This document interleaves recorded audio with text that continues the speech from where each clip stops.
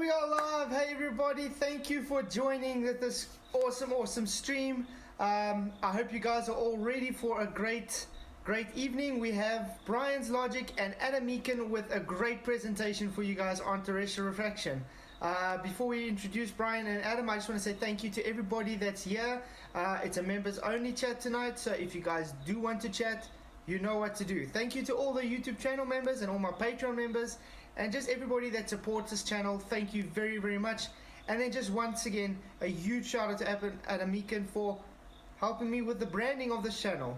Thank you again. Hi Adam, Brian, how are you guys doing? Hey Flatzoid, hey everybody. Thanks for having us on. Yeah, evening everyone. And yeah, a pleasure mate, pleasure. Just how it looks. And you deserved a decent intro. This is a decent show. I really enjoy listening, so pleasure, mate. Thank you very much for coming. I really do appreciate you guys coming, because you guys actually have an awesome presentation, and I think something very important to show the people. So I think we have to get this information pushed out to a wider audience. So that's why I said it'd be great if you guys can come on. So shout out to 10th Man for shouting out tonight's show. Really do appreciate it. Yeah.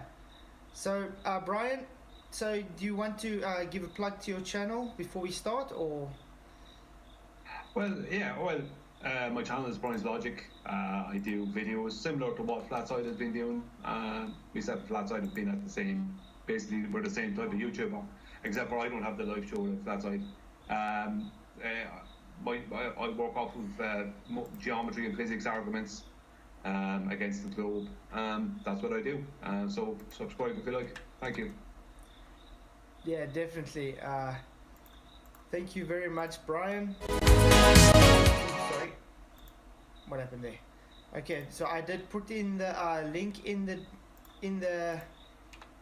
the chat for you guys for Brian's Logic. If you haven't already, please go do subscribe to him and like the show.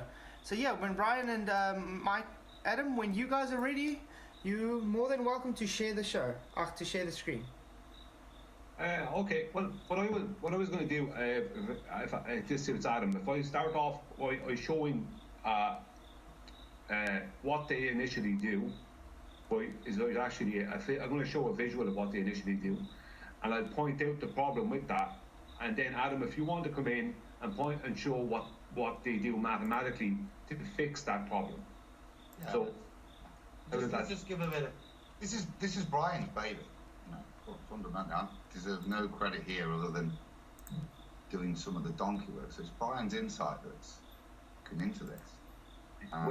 And the argument being, I've kind of believed naively that they've portrayed is what they're doing, and that's kind of what's gone off here. So people may have, Betty brought it up, didn't she?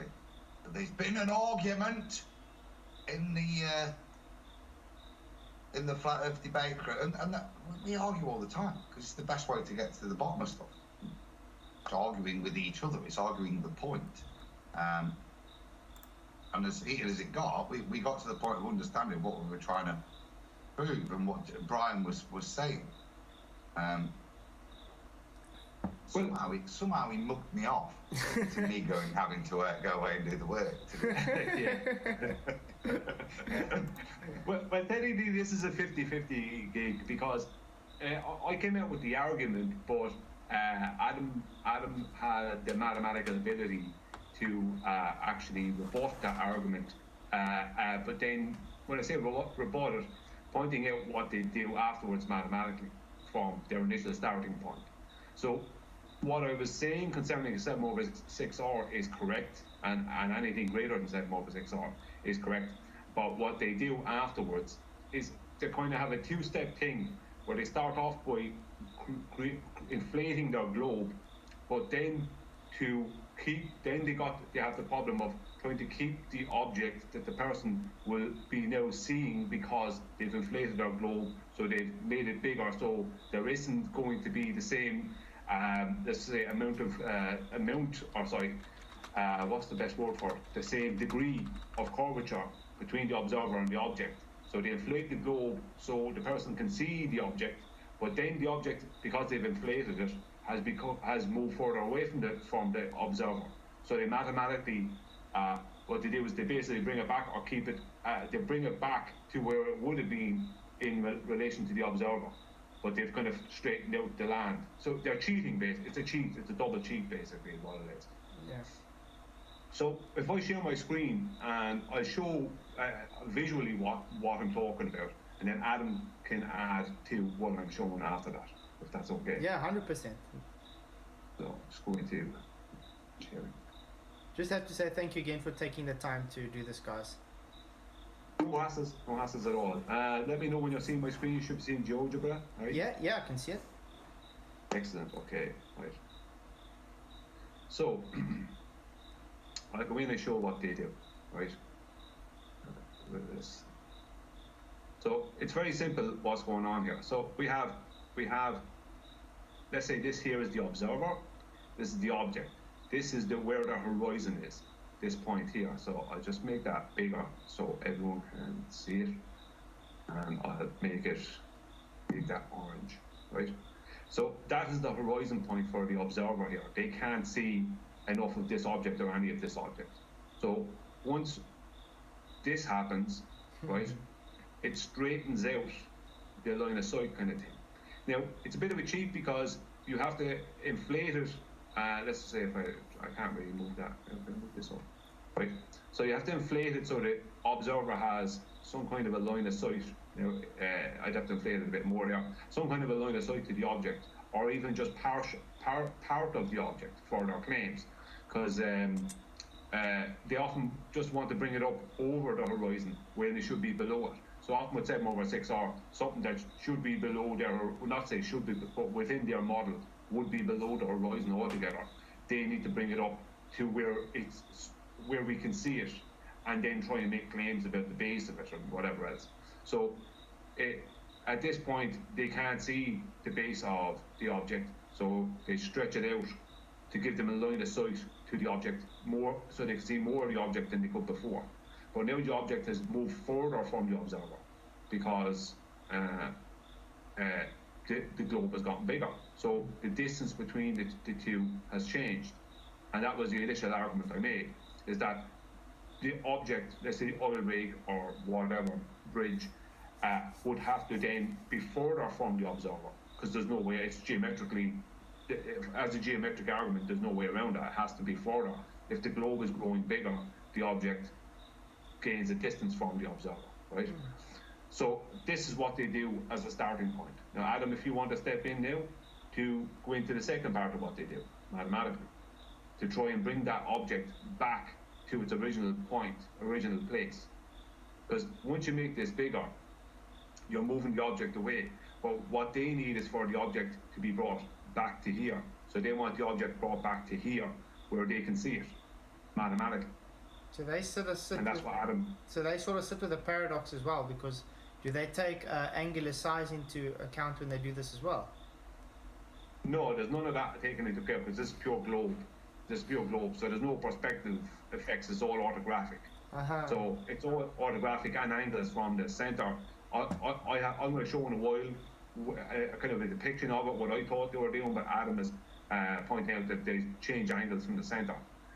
So it's like, basically, at this point, the observer has a blockage to the I'm just going to move this part back to this, right, to where this is. The observer has a blockage, right, which is their geometric horizon, right. So when they make this bigger, right, they see the way they stretch out their line of sight. So this is the horizon. So this has changed. Well, it was here, and when the globe was inflated, it was brought to here, right? I'll just show one more time. So you can see where it is there. That's their horizon. So once they stretch it out, right, it stretches back their horizon, right, or stretches out their line of sight, right? So then they're having a straight line of sight to a point they wouldn't have normally had. But then when you have the thing where the oil rig is, right, the oil rig is too far away, so they need to then move the oil rig back to in front of the horizon or around the horizon or whatever. right, or here. So they need to then, the whole point of what they're doing is that they have to take where the position of the now on a bigger globe and move it back to where they need it to be. Its actual distance from the observer. So if we use the black swan, go on.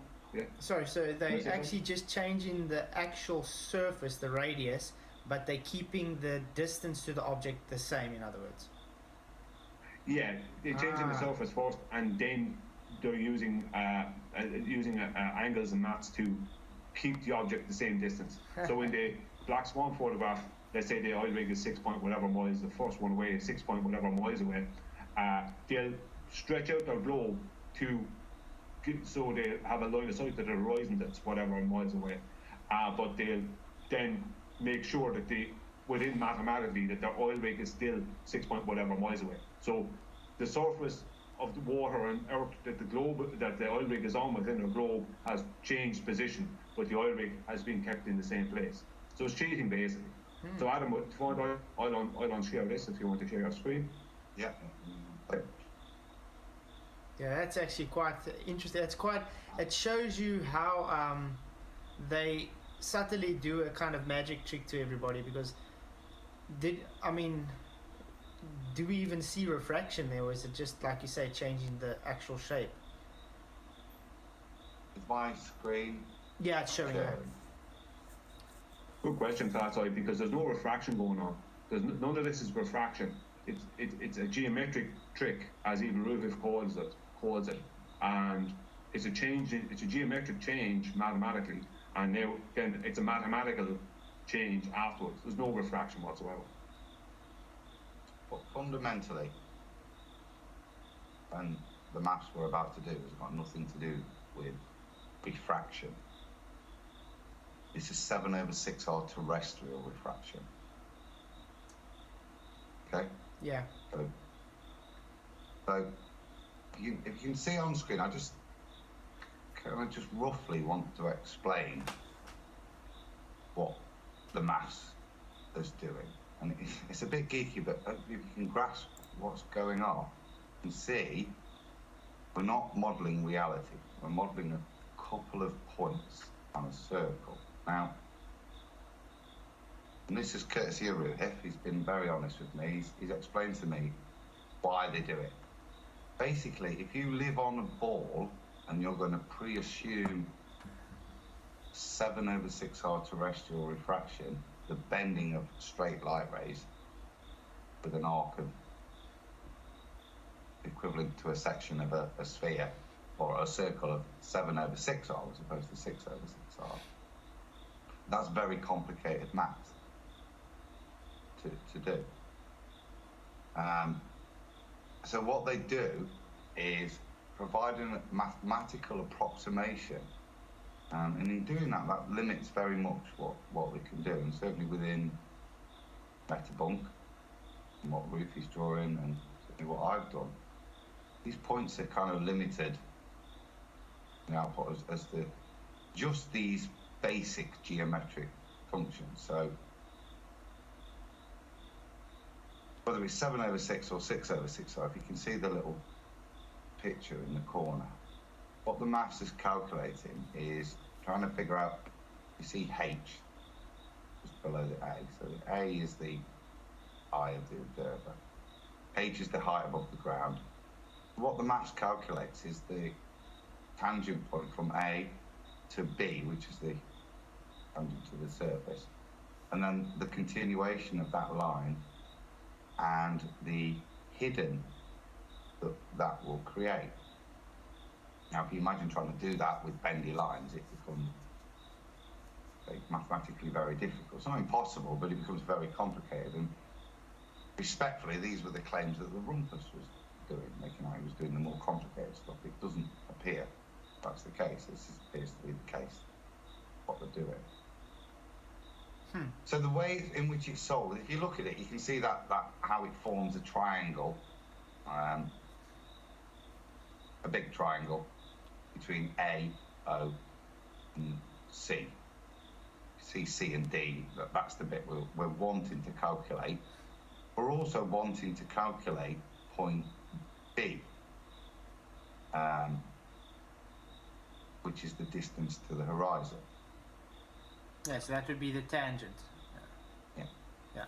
So quickly, I won't go into too much detail, but I'll just quickly show the mathematical resolution. So whether it's 7/6R or 6/6R, the formulate from it, the first thing to do is to figure out the big angle, which is theta, which will be the distance all the way over here, which is the distance to the object. So we can express that as a function of the circumference. In fact, just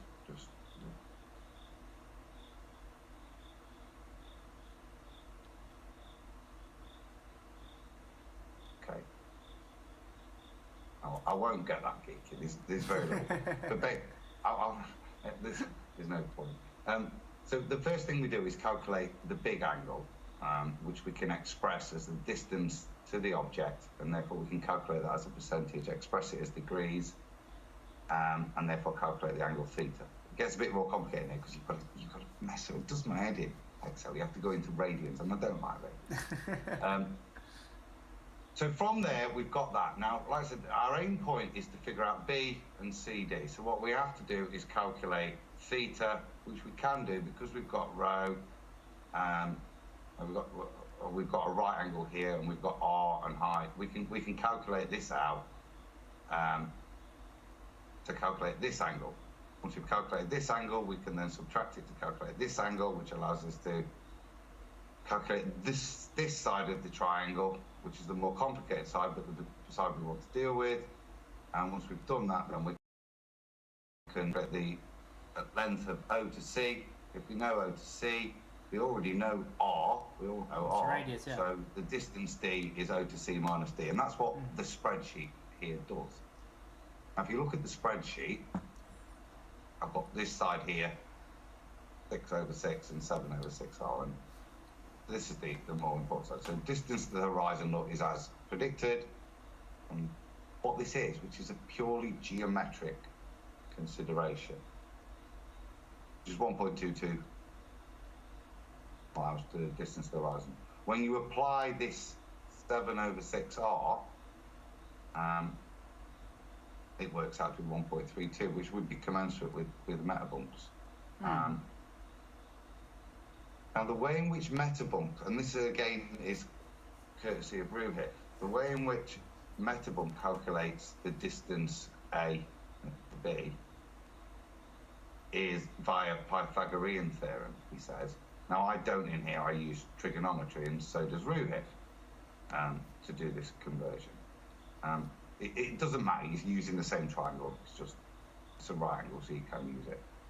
But this confirms the reason I say that is it confirms we're using the same math. So this is the same as the metabump, it's the same as what Ruth has done. When he said that, I understood it, and that was one of the confirming points that maths appears to be right anyway.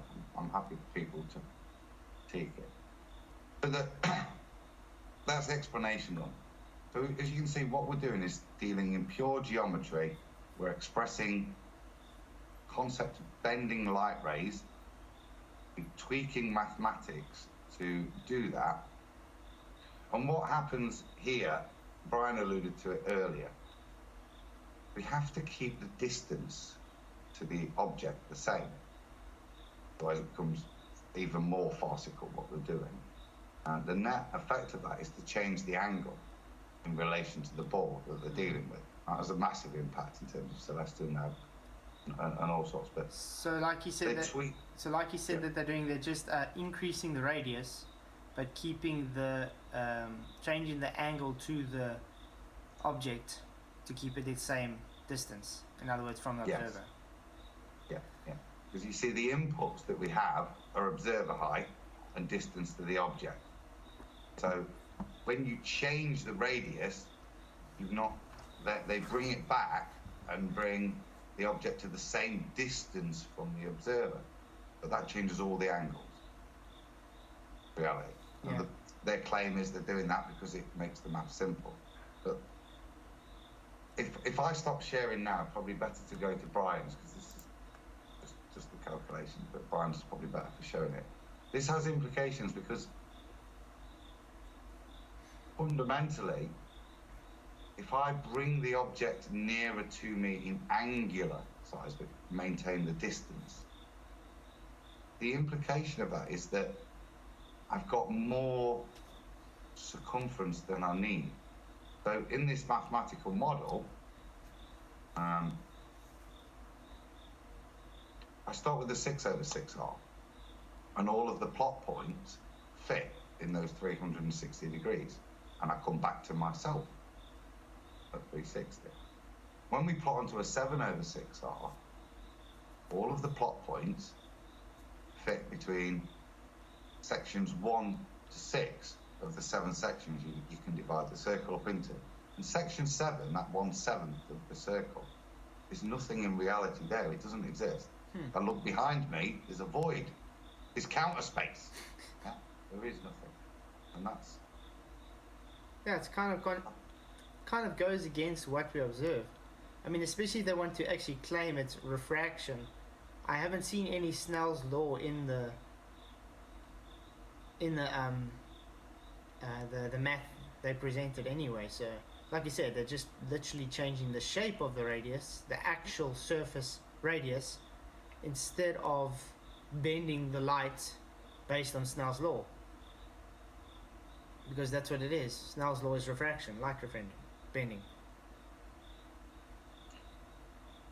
Snell's law is refraction, not what they're claiming here.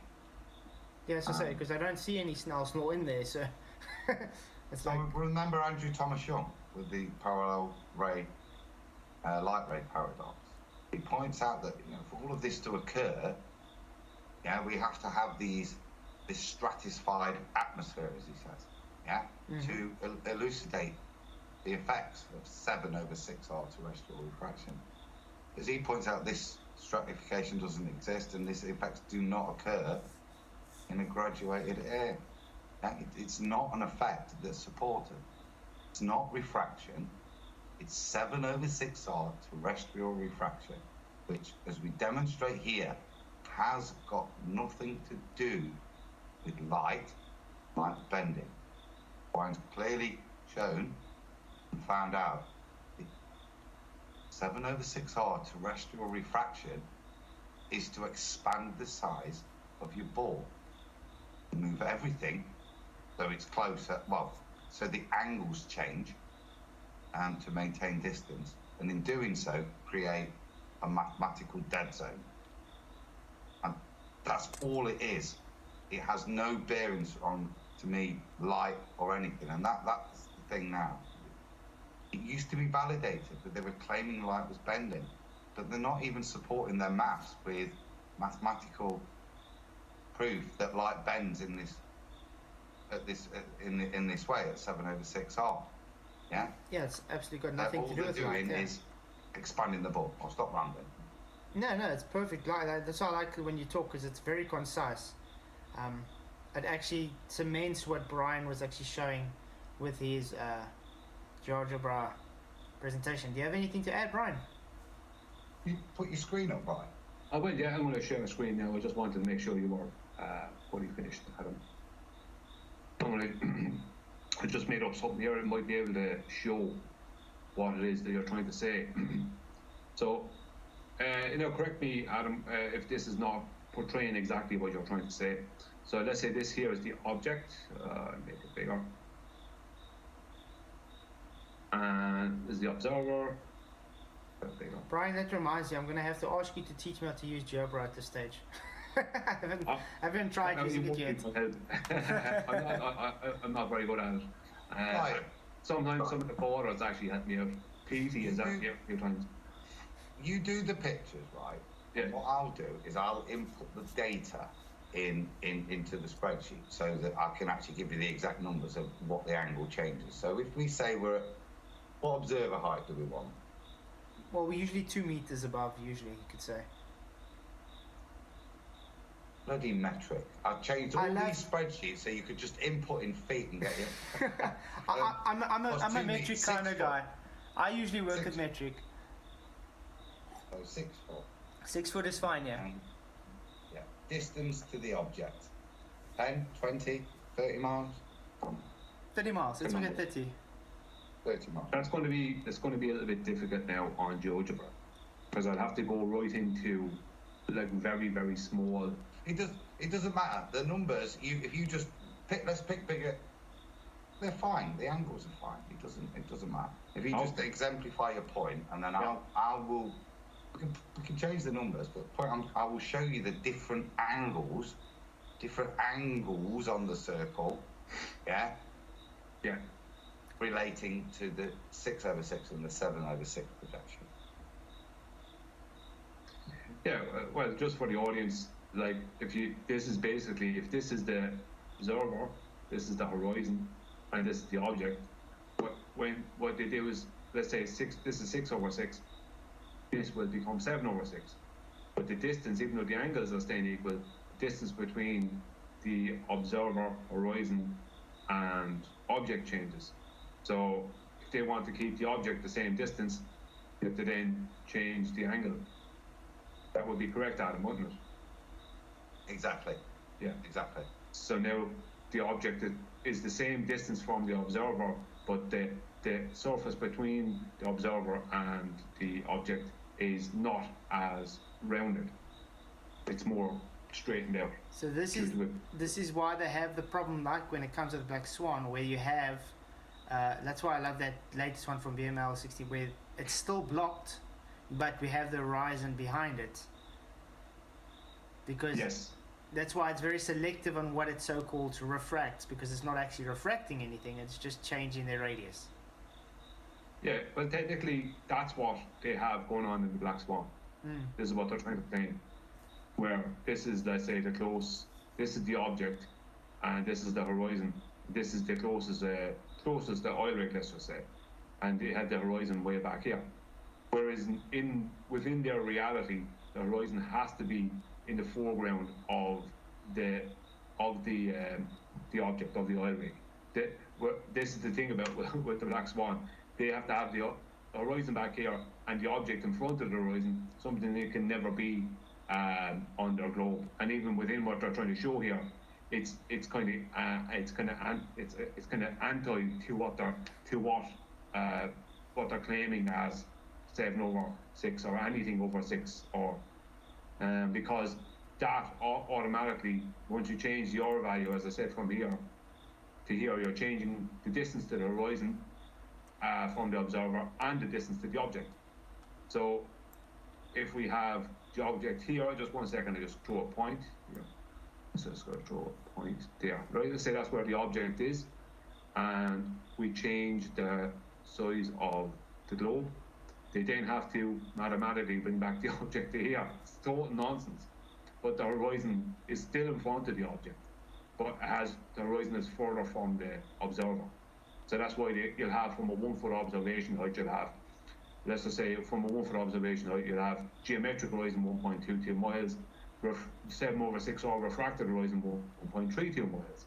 But the object still has to be where it started. It can't be back there. Because I think part of the reason it can't be back there is angular size change, the thing that doesn't exist on our model. Because this is the model is orthographic. There is no perspective view on our model.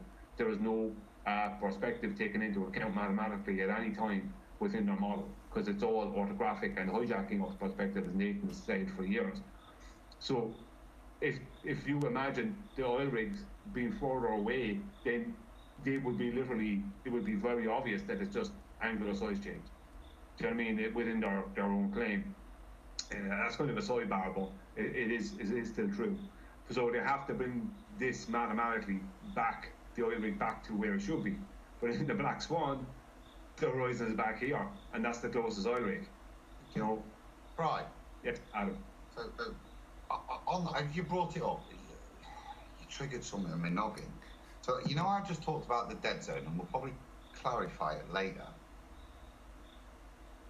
Yeah. But I've just taken, if we assume that from the Black Swan figures that we generate a 250 mile R value, then the implications of that is to make the ball so big and reduce the angles so much on the ball that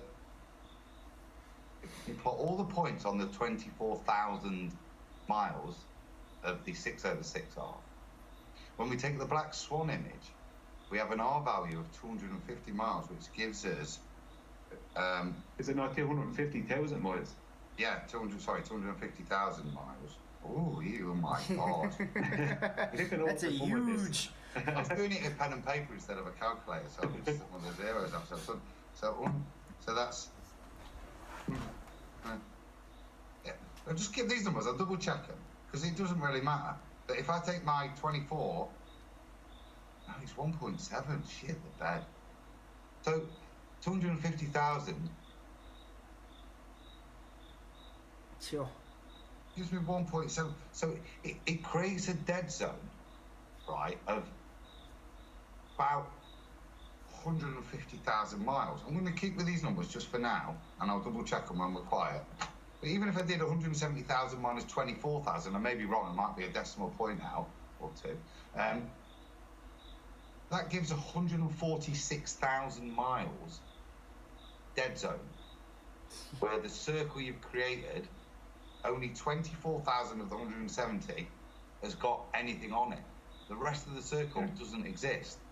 And that's the equivalent to the black swan.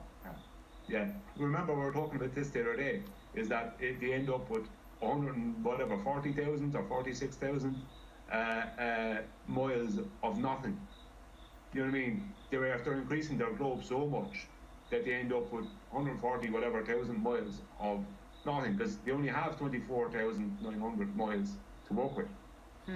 So they're rendering no space. Yeah, it's crazy. And if you think about it, like from a visual point of view, or from a measurement point of view, you know the way they make the argument, like we've been talking about before, me and Eli have gone through it. You know, with water levels, where they'd say over a 200 meter distance water level, we give you on a globe with all the vials being an equidistant from the center of the globe. That will give you an apparent horizontal, because there will be so little curvature within those 200 meters that it'll be so negligible you won't notice it. So, like the argument me and Eli are having about that, about how a water level is a tool for establishing a horizontal, but if you have to prove it over 5-10 miles, you can't do it, because you can't make you don't have a water level to prove it for the distance. So they can beg the question, and even accuse you of begging the question, was my point about it, when it comes to the water level, right? Even though it's a statement of fact, they can still argue against it and use their own maths to show it. But if we take their own thinking there into this scenario, and we take the black swan, how much of a horizontal are they having to create on their globe between the observer and the horizon 10 miles away, with the two oil rigs between? Is that not basically a horizontal that they're creating, that they're trying to claim? Because that's what it would be.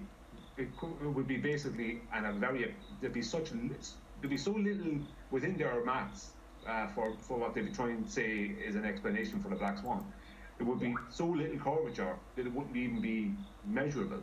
Mm-hmm. So they're basically claiming that's a horizontal. That's their argument for the black swan. The argument is it's horizontal. If you think of it, mathematically, that's what they're claiming. Actually, right. Yeah. Apologies. I've done it. I was a decimal point out. It's 1.571 million miles would be the circumference of the circle you create based on the R in the black swan. The generous R that we give the Sure. So 1.571 minus the 24,000 miles that will be represented. So if you look at Brian's picture that's on screen now and go, say, A to D, leave it where it is, Brian, don't change it. If we assume that the R value we've got is the black swan R, that it's 250,000 miles, can you make everything a lot smaller, closer to A, Brian? Bring everything in.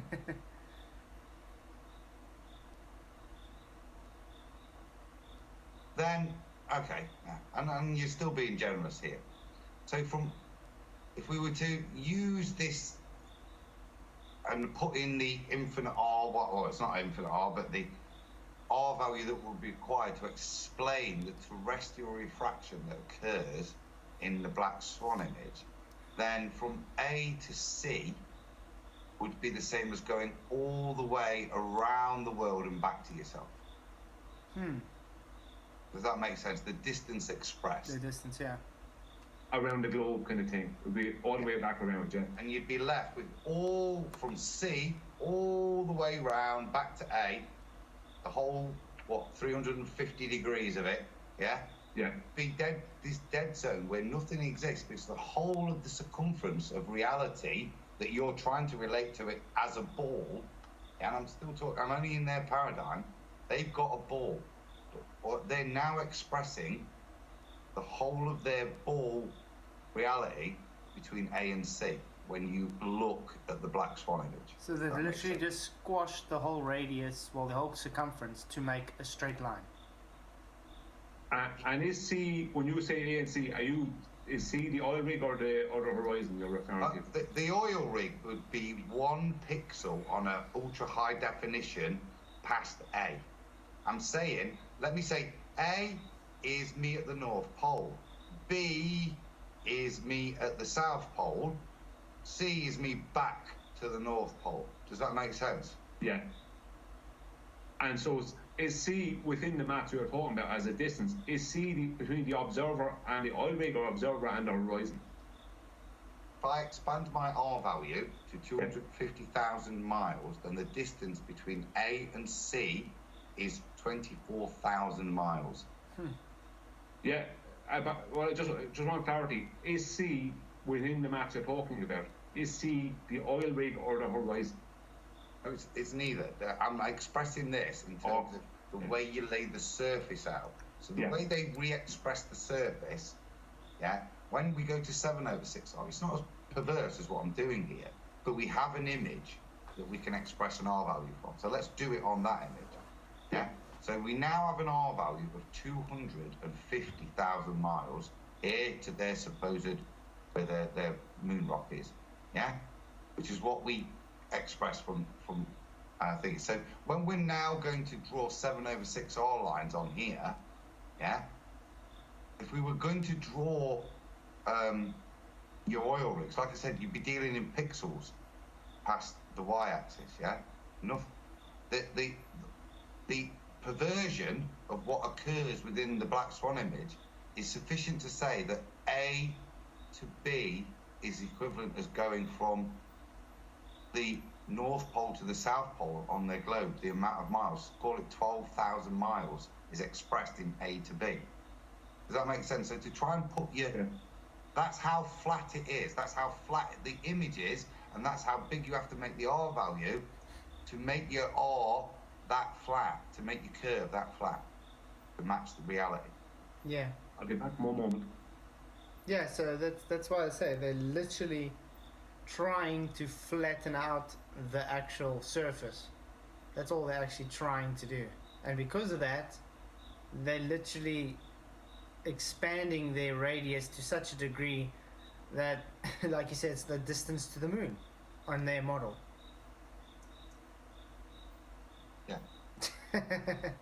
Yeah, it's really. I mean, on my, that's why I have on my screen here, where I have the new one where I was talking with. Okay, but now we can't see it because he's busy sharing screen. But the guys on YouTube can see it, with BML60, where he was showing that oil rig that we used in the Black Swan the first time. It's blocked now, but the horizon is still behind it. How does that work? I mean, it goes totally against what even they're trying to, what you guys are showing now, because they require the horizon to be blocking the oil rig, and yet it's behind the oil rig, and the oil rig is still blocked, and it's got, as they like to say, hectic, heavy refraction. So it really shows the amount of contradictions they have to deal with, and the people don't actually understand the math, so they're not going to actually understand what is being shown.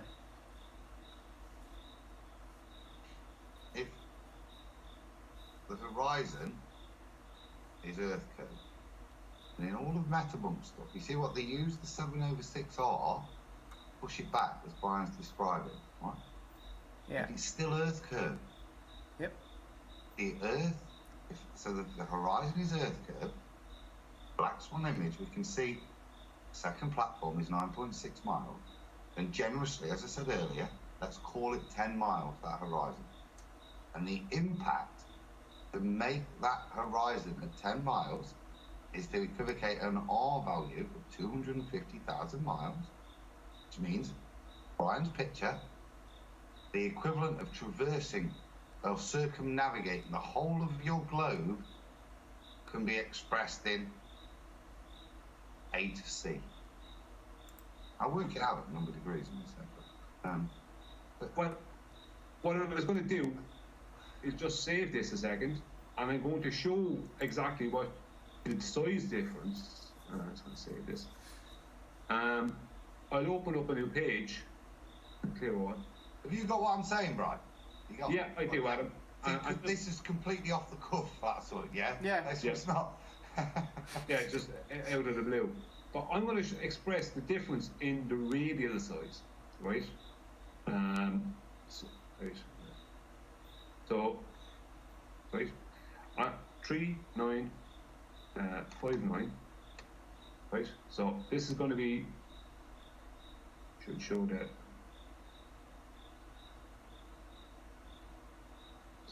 So there's 3959.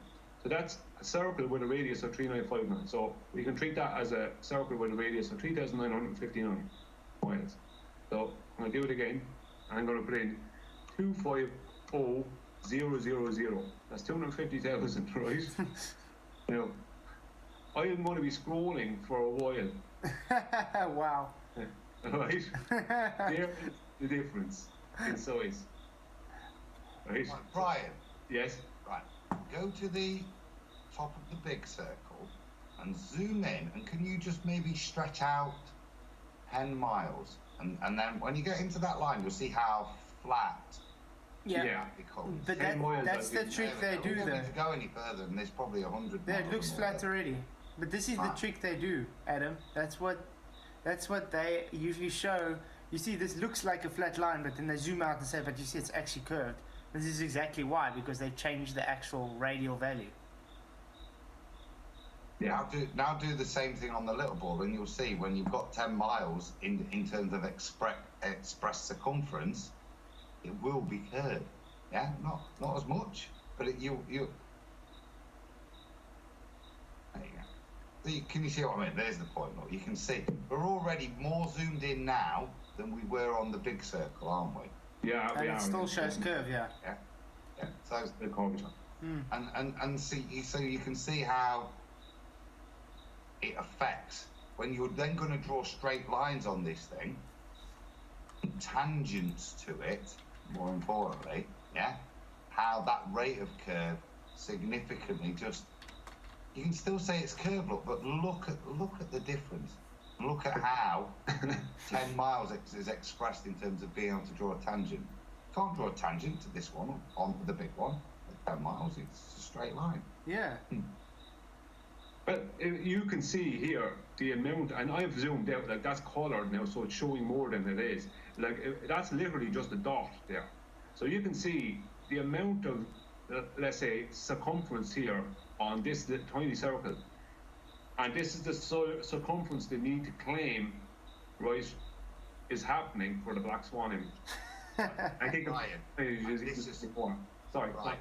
Let's just make it up a little bit. Now, what I'd like you to do is just literally go 3 of the grid squares. You know, from the top, if you go across, not all the way across to where it says 25,000, maybe to the 5 of the 25,000, from the dot at the top to the 5, I would suggest that the distance from where Brian's cursor is to the dot is equivalent to the full circle of the little dot in the middle. Does that make sense?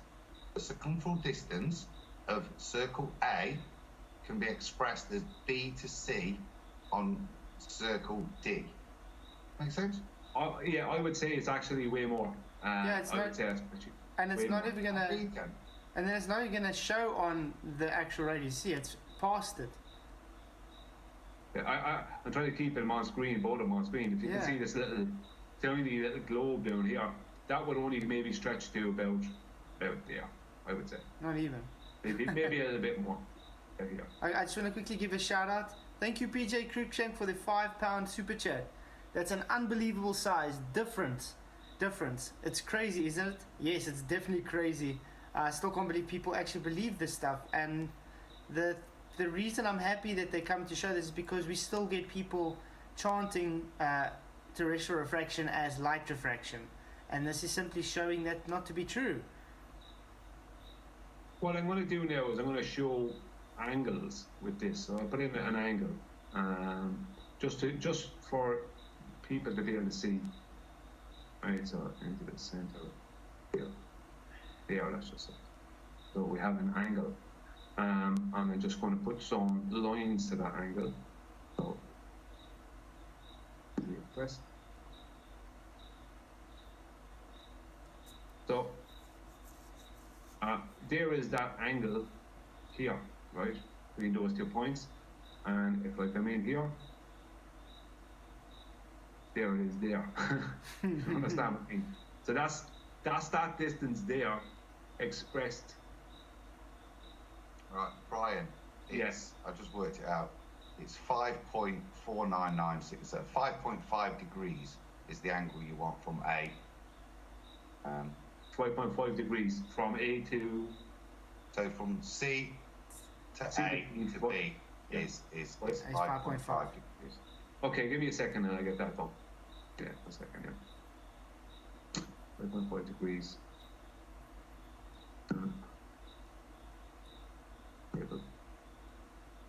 It's still mind-boggling that they actually have to place so much around just to get it to fit their narrative. So let me just explain where the 5.5 came from. So what I've done there is I've taken the supposed circumference of the ball Earth with an R value of R. We've taken the new R value, which is the big circle based on the Black Swan image, and then I've taken the 1.5 million mile circumference, and then I've divided the 24,000 miles by the 1.5 million times it by the 360. So I think that's what it is. Yeah. So the 5.5, Adam, that is what? That's what would have to be expressed on this bigger one, is it? Yeah. Balls always roll out bigger than you think. Yeah. So that I'm happy with that. That looks, like I said, about the 25. So it's a little bit bigger. But it doesn't matter. We're basing it on the number. So. Yeah, I have it slightly, you know. Oh no. Oh, well, you put it at 9 o'clock. I don't care. The point is, you get me. Yeah, it's ridiculous. Right. So the whole circumference of their ball Earth is contained there. What's happening in the rest of it? Nothing exists. Even in the maths, nothing exists. Every point can be plotted between C and B.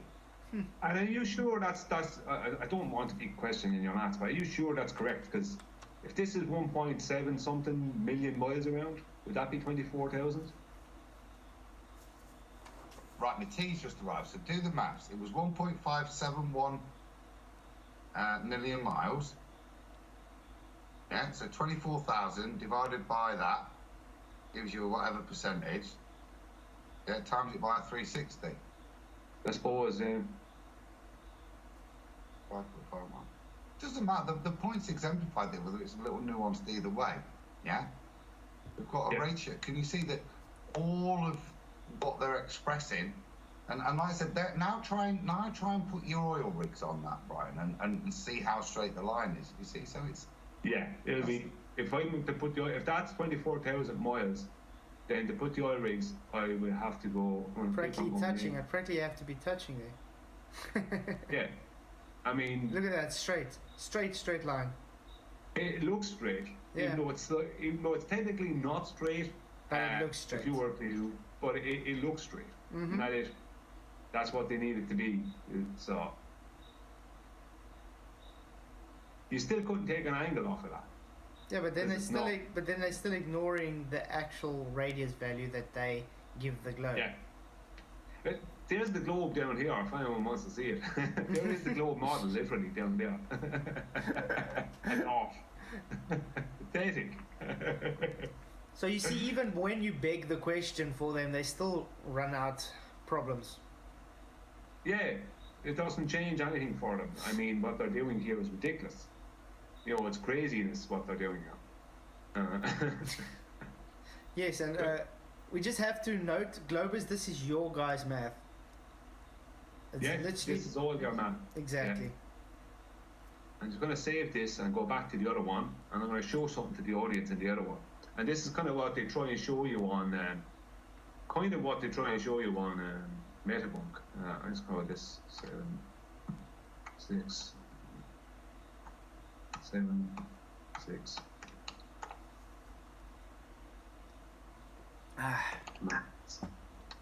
It's madness. Yes, Okay. that's a good word. Yeah, that's the only words you could. That's the only words you could use. Where is the other one?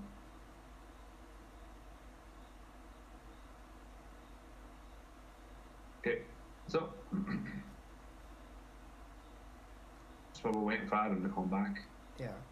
So this is I'm what. back. I'm back. I just my missus has just given me a beautiful chicken schnitzel. All right. roll, so Oh, I nice. might interject there and there. So this is like their. Let's say this is within their claim. This is the way I was trying to express it. You know, this is the way I was trying to express it. That this would be the horizon here, 1.22 miles from the observer. This would be the oil rig, and what they need to do is, by making their radius bigger, they needed to give a straight line of sight to the oil rig. This is what I thought they were doing, and Adam is showing me what they're actually doing. This is what I thought they were doing. They're bringing a straight line of sight to the oil rig, right, by making their globe bigger, and then once they have that straight line of sight, they were mathematically bringing the globe back to its 6/6 radius, back to its 3959 radius, which was giving them a curved line of sight to the oil rig. So by straightening out their line of sight, they were moving. This is what I thought they were doing, moving the horizon behind the oil rig, but then they had to bring back their globe to its actual size to keep the oil rig an equal distance from the observer, and that was giving them then a curved line of sight that they don't have.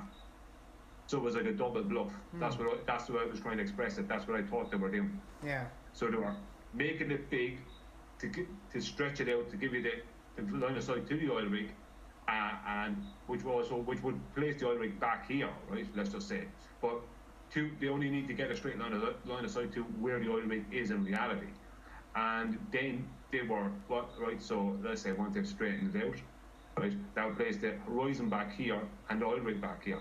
But then they need to keep the horizon here, pull the oil rig back in to where it was, and bring the globe back to its actual size. And So, just make it go sorry, back let's in. say actually, yeah. So they have a curved line of sight to the oil rig, and then they still have an horizon behind it. This is what, like, even though it's not 100% correct to what they're doing because they're using angles from the center, this is basically what Metabunk is trying to show people. If you look at what they're That's what doing. I say. It's that whole mesh up. That's what they're trying to. That's why I said they're trying to cloak it as refraction, as light refraction. They're trying to cloak it that way, and that's exactly what Yes. you're showing here. Yeah, because they want you to believe there's this curved line of sight going from the observer to wherever point. Well, that is not true. None of that is true in their maths. They're not showing any curve. There's no temperature. There's no gradients or changes of mediums. You know what I mean? There's no air density. There's none of that. There's none of that happening. It's purely a change in the radius size, and then a moving of the object. So they change the radius size, which puts the oil rig way back here. Then they bring the oil rigs. They keep the horizon behind it. Bring the oil rigs in here. Yeah, Or here. So you have, and then when this is how I was trying to express it, by bringing the globe back to its actual size, and mathematically keeping the horizon behind them, they're not bringing even the globe back to its axis, so it's only mathematically they're doing that to keep the oil rig at an equal distance from the observer. So it's a twofold, a double bluff, if you know what I mean. Yeah. Yeah. So it's pretty pathetic what they're doing. It's pretty pathetic. No, Brian, that's a great description. What we've shown is that's what they were claiming. You see, it's the horizon that's the issue. Yeah. Because and hopefully we've shown that if you invoke 7/6R, it doesn't help you in the black swan image. Yeah, because the horizon is, instead of at 1.2 miles, it's at 1.3. First platform's at 6. Yeah. Second at 9. So kind of doesn't help you. And this is what they show when they talked about 8 over, infinite refraction. Yeah. Mm-hmm. They've just the horizon put at just 10 miles. The way, the perversity they have to do is what we've demonstrated there. Look how big the ball has to become so that the horizon can be behind, and this is the point of perverting it like this, so that the horizon is behind the things you're looking at, which should be obstructed. They should be behind the horizon, shouldn't they? Not in front of it. The only way you can make them is to expand the ball so much. And hopefully we've shown tonight how perverse the expansion has to be to explain for the black swan, look how big your ball is. It's insane. Yeah, exactly. I mean, how much so-called Earths can you fit next to each other to make the distance to the moon? In other words, that's what they're saying. They're literally duplicating it X amount of times the same distance to the moon in their model, just to make it flat. No. Times 2 times pi. well, how many times over 6 then did he have? Like how many times over 6 mathematically then is it for the black swan? You stretch the R value is what you use to calculate the circumference, but it's the circumference you're stretching or straightening out, isn't it? Or reducing the expression of curvature per mile squared. Yeah. So that's what it's on. Remember, it's on that 1.5 all the way around. Yeah. I mean, if I there's going to be a little bit out of scale, but I'll just try and do it. I don't think scale really worries right now. It may work. So this is kind of like, if we look at it like this, let's make it that. So if I move this. So if you can see it, that's kind of like, although it's not to scale, they've made this bigger globe here so the horizon can be behind the oil rig, let's just say, but then they've had to go back to their original globe size to get the oil rig to be an equal distance from the observer. If that is, so to put the horizon, so they have to calculate it in 2 ways. First for the horizon, because they have to explain that, and secondly for the oil rigs. So to put the horizon back behind the oil rigs, they have to make it 1.517 or 71 million miles of a circumference, but then to keep the oil rigs at the same distance from the observer, you have to then calculate that back to the original size, all from the center of the same thing. So what I'm going to do is I'm going to do up a proper one of these with Adam, so we can really show it properly what they're doing using the angles from the center, and just show how ridiculous it is just using the black swan image. Because if you think of it, BLMSB 69 has in the past year, he got from a 1 foot and 1.5 foot observation, he got to see 30 miles. Do you know what I mean? From the same place in Santa Barbara. So what would that be? I mean, it just gets more ridiculous, doesn't it? But I'm sure there's plenty of other people that have done it. Yeah, the But way. just one side. I'm saying the way it keeps changing alone shows them that it's not physical obstruction, it's only optical. But yeah, because they have to deny the optical nature of it, they have to, how can I put it, change their physical nature and claim it to be based in optical. It's kind of a conundrum. Well, they have to deny their own physical blockage. That's what they have to deny with the maths they're doing. They have to deny that completely. And the thing about it is, they're denying that. Well, this is the thing. When, like, the whole Al-Biruni argument was like, the actual end of that was when it was pointed out that refraction wasn't even known about.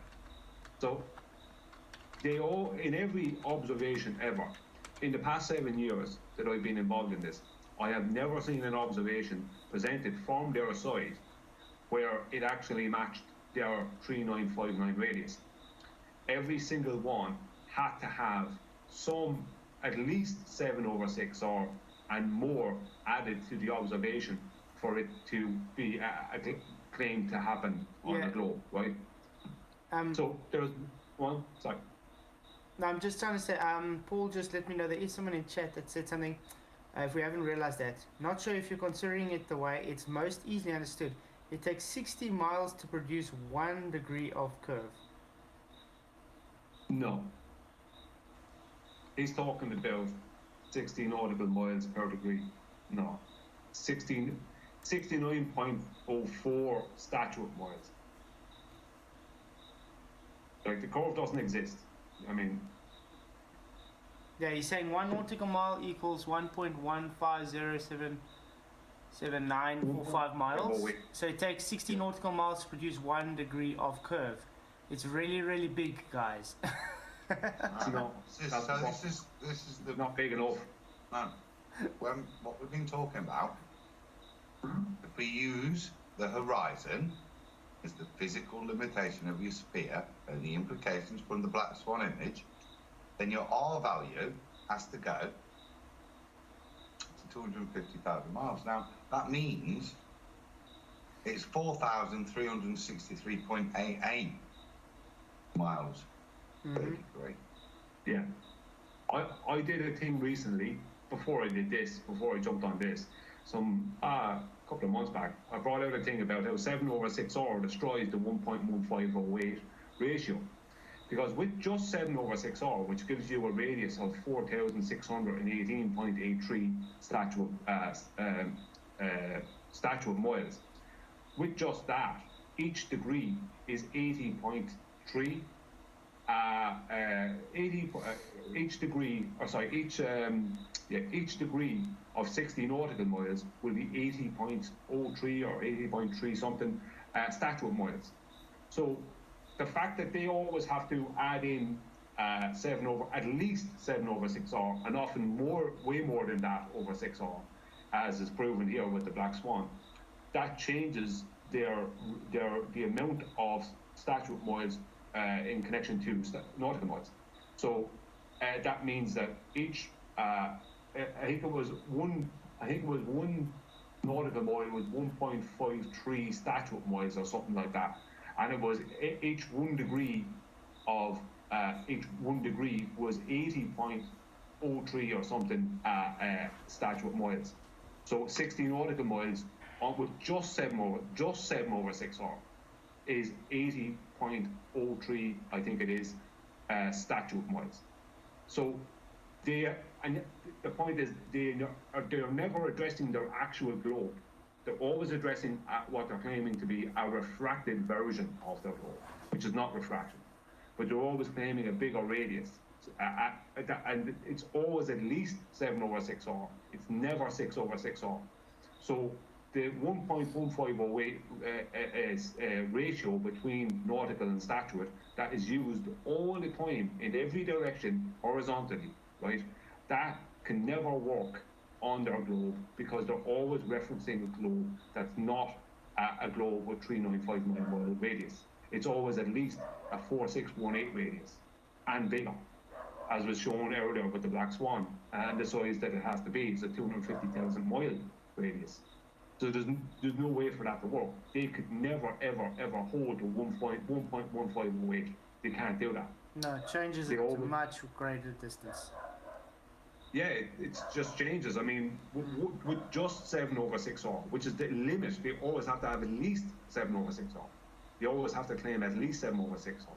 That's why Metabunk straight away goes from 6/6 to 7/6R and shows that there's instead of a 1.22 mile horizon for 1 foot observation, there's a 1.32 mile, right? So with that 1.32 mile horizon, that gives them 80.03, I think it is, statute miles per degree. So every 60 nautical miles is another 20 and more statute miles. So if you go to 8/6R, then that increases again. 9/6R increases again. So they've like the nautical to statute ratio can never work on their model. Never. It can't. Because they always have to, they're never dealing with their 3959 radius, ever. Yeah. So their own math debunks their own math. Yes.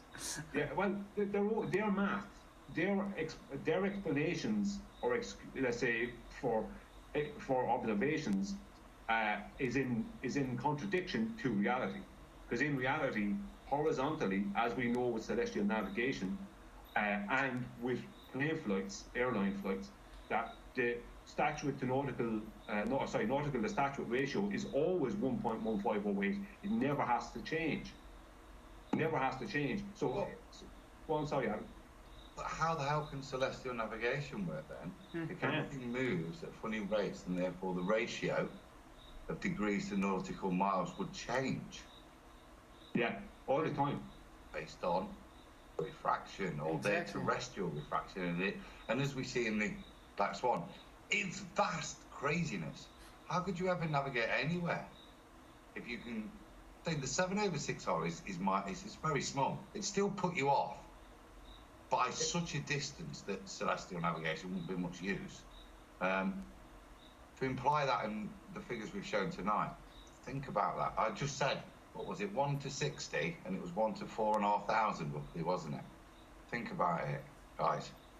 Can't do it, can it? You can't be invoking something that skews celestial navigation to that degree or magnitude.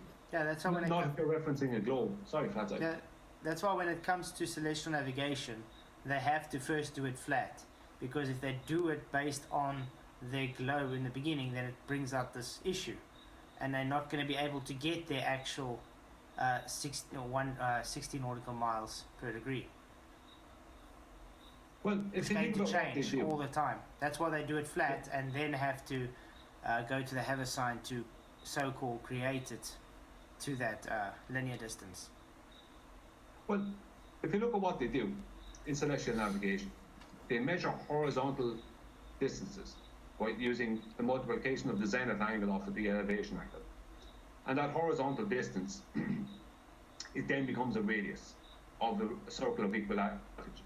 And they do that often 3 times, right? So they have 3 circles with 3 measured radii, all horizontal, all 2-dimensional circles. So then what they do is they take these circles with their radii and place them onto the universal transverse Mercator map, which distorts everything. Then they take these distortions that they've placed, that they had already, these original measurements that weren't distorted, they take these original measurements, they distort them on the universal transverse Mercator map, then they take them off of the universal transverse Mercator map and undistort them and add in the haversine formula, and then they deal with a 3959 radius, which still, that can't work, because as is shown with celestial navigation, the distances and areas that are covered is way greater than the full surface area of the globe. So that last bit that they're doing is only mathematical excusory, is all you could call it. Helping them, it's like a confirmation bias for them or something. Because in reality, you can't use that globe. You can't use the globe for navigation because it's a curved surface. So we can't use it because all our navigation systems are all based on flat, including GPS. But especially if you look at what the coordinate system used by GPS. So they're all using, everything is all all navigation is flat. So the fact that you're trying to use a curved surface won't work. But then you have the problem of the fact that your surface, your full surface area, is too small.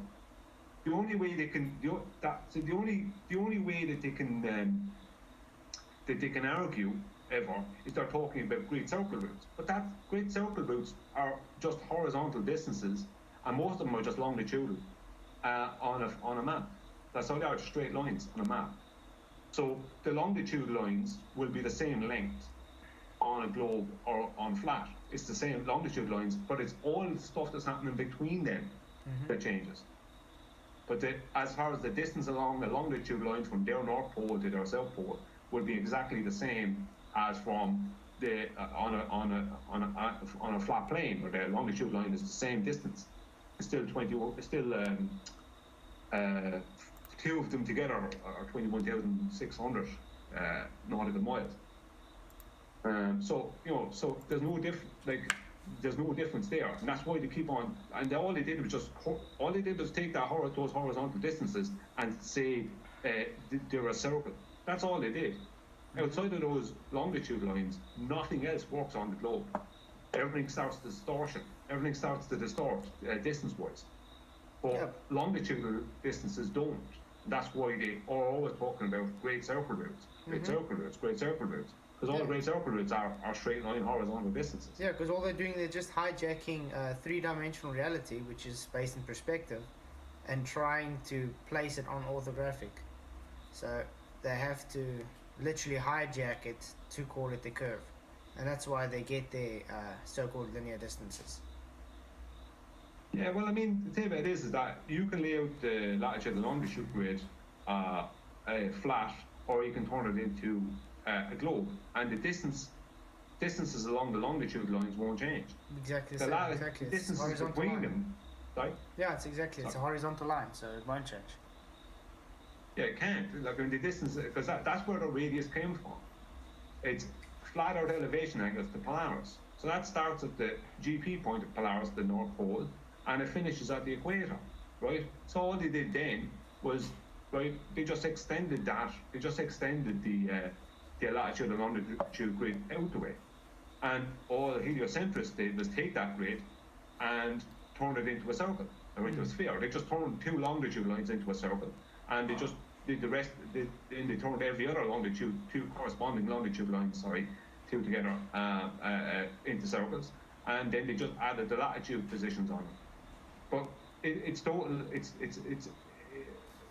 nonsense, because all that model can count for then is the distances along the longitude lines. Every other distance will be skewed, which is why they can't use, especially when they're adding in 7/6 and greater, that destroys them, because it destroys the statute with the nautical relationship. And something else as well that I've been talking about lately as well is their what's that claim they have? That it's an oblate spheroid. Well, if you think about, if they're claiming an oblate spheroid, then that's going to be like a jumper that's too small for you, because what's going to happen is the latitude and longitude grid is going to the equator line. For the distances between the longitude lines to stay equal along the latitude lines, right? For that to happen, they would have to knock the equator line of their latitude and longitude grid on the globe couldn't meet the actual equator line on their globe, because they have an oblate spheroid, which means making it wider at the equator, right? So what would happen is, it'd be like a jumper that's too small for you. At the end, at their South Pole, the latitude and longitude grid wouldn't meet, because it's too small, because they've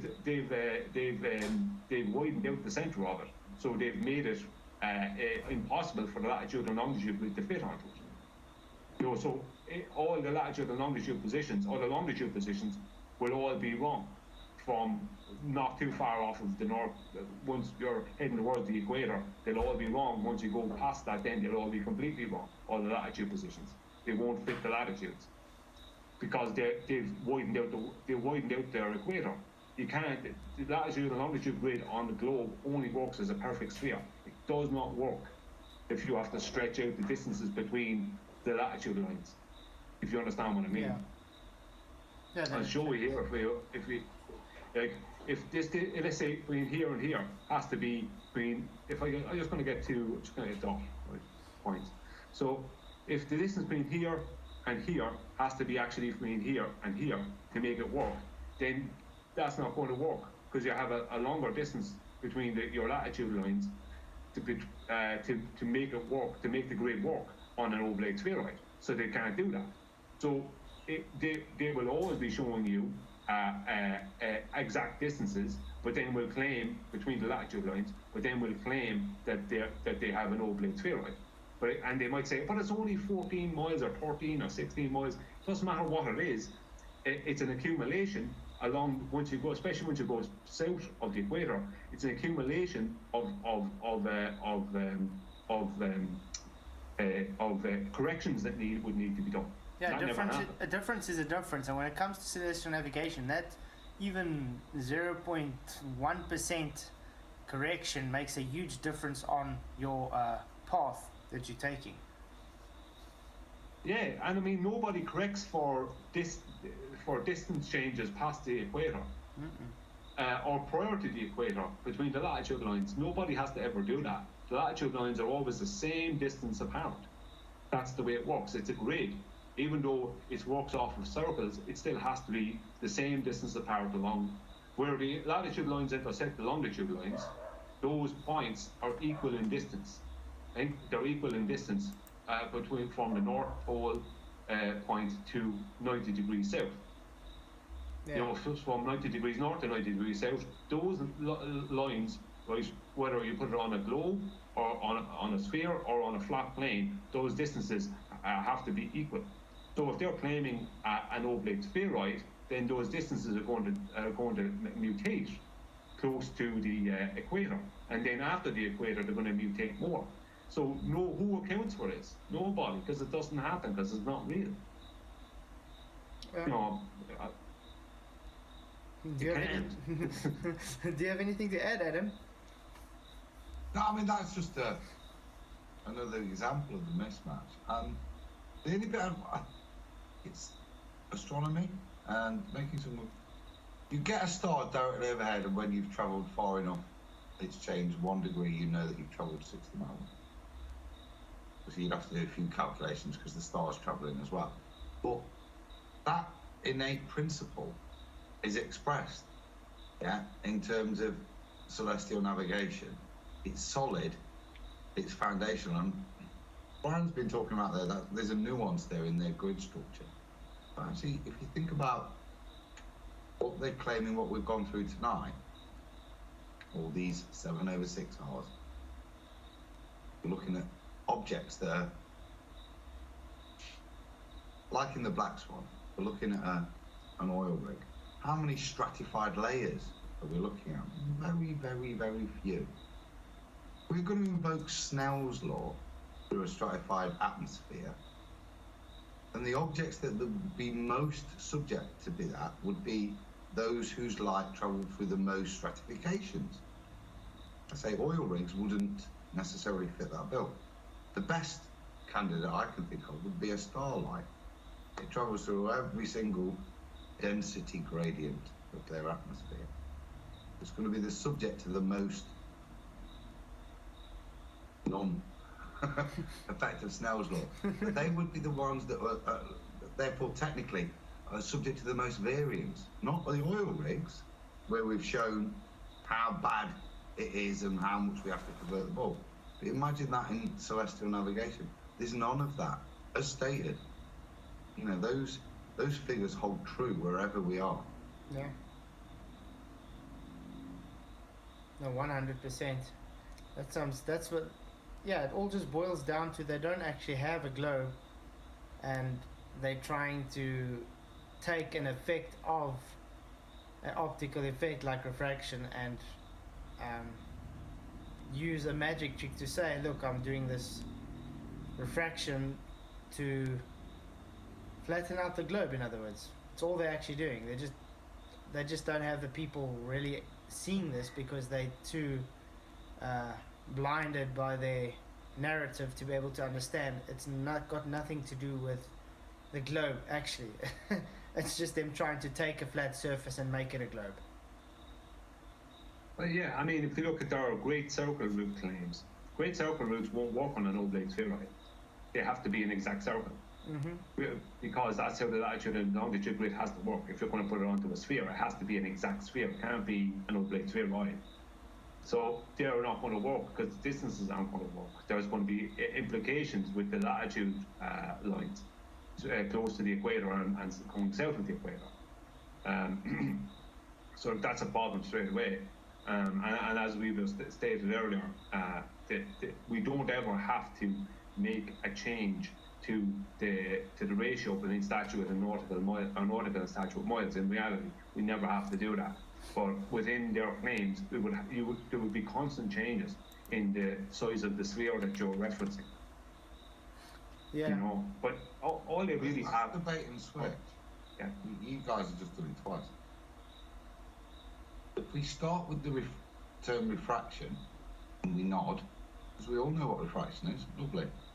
And even in celestial navigation, within certain observations, we have to realise that refraction will ruin the accuracy.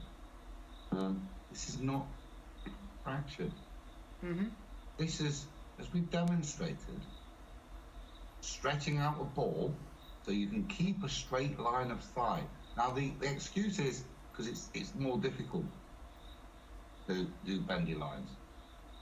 I won't say so much with computers nowadays. But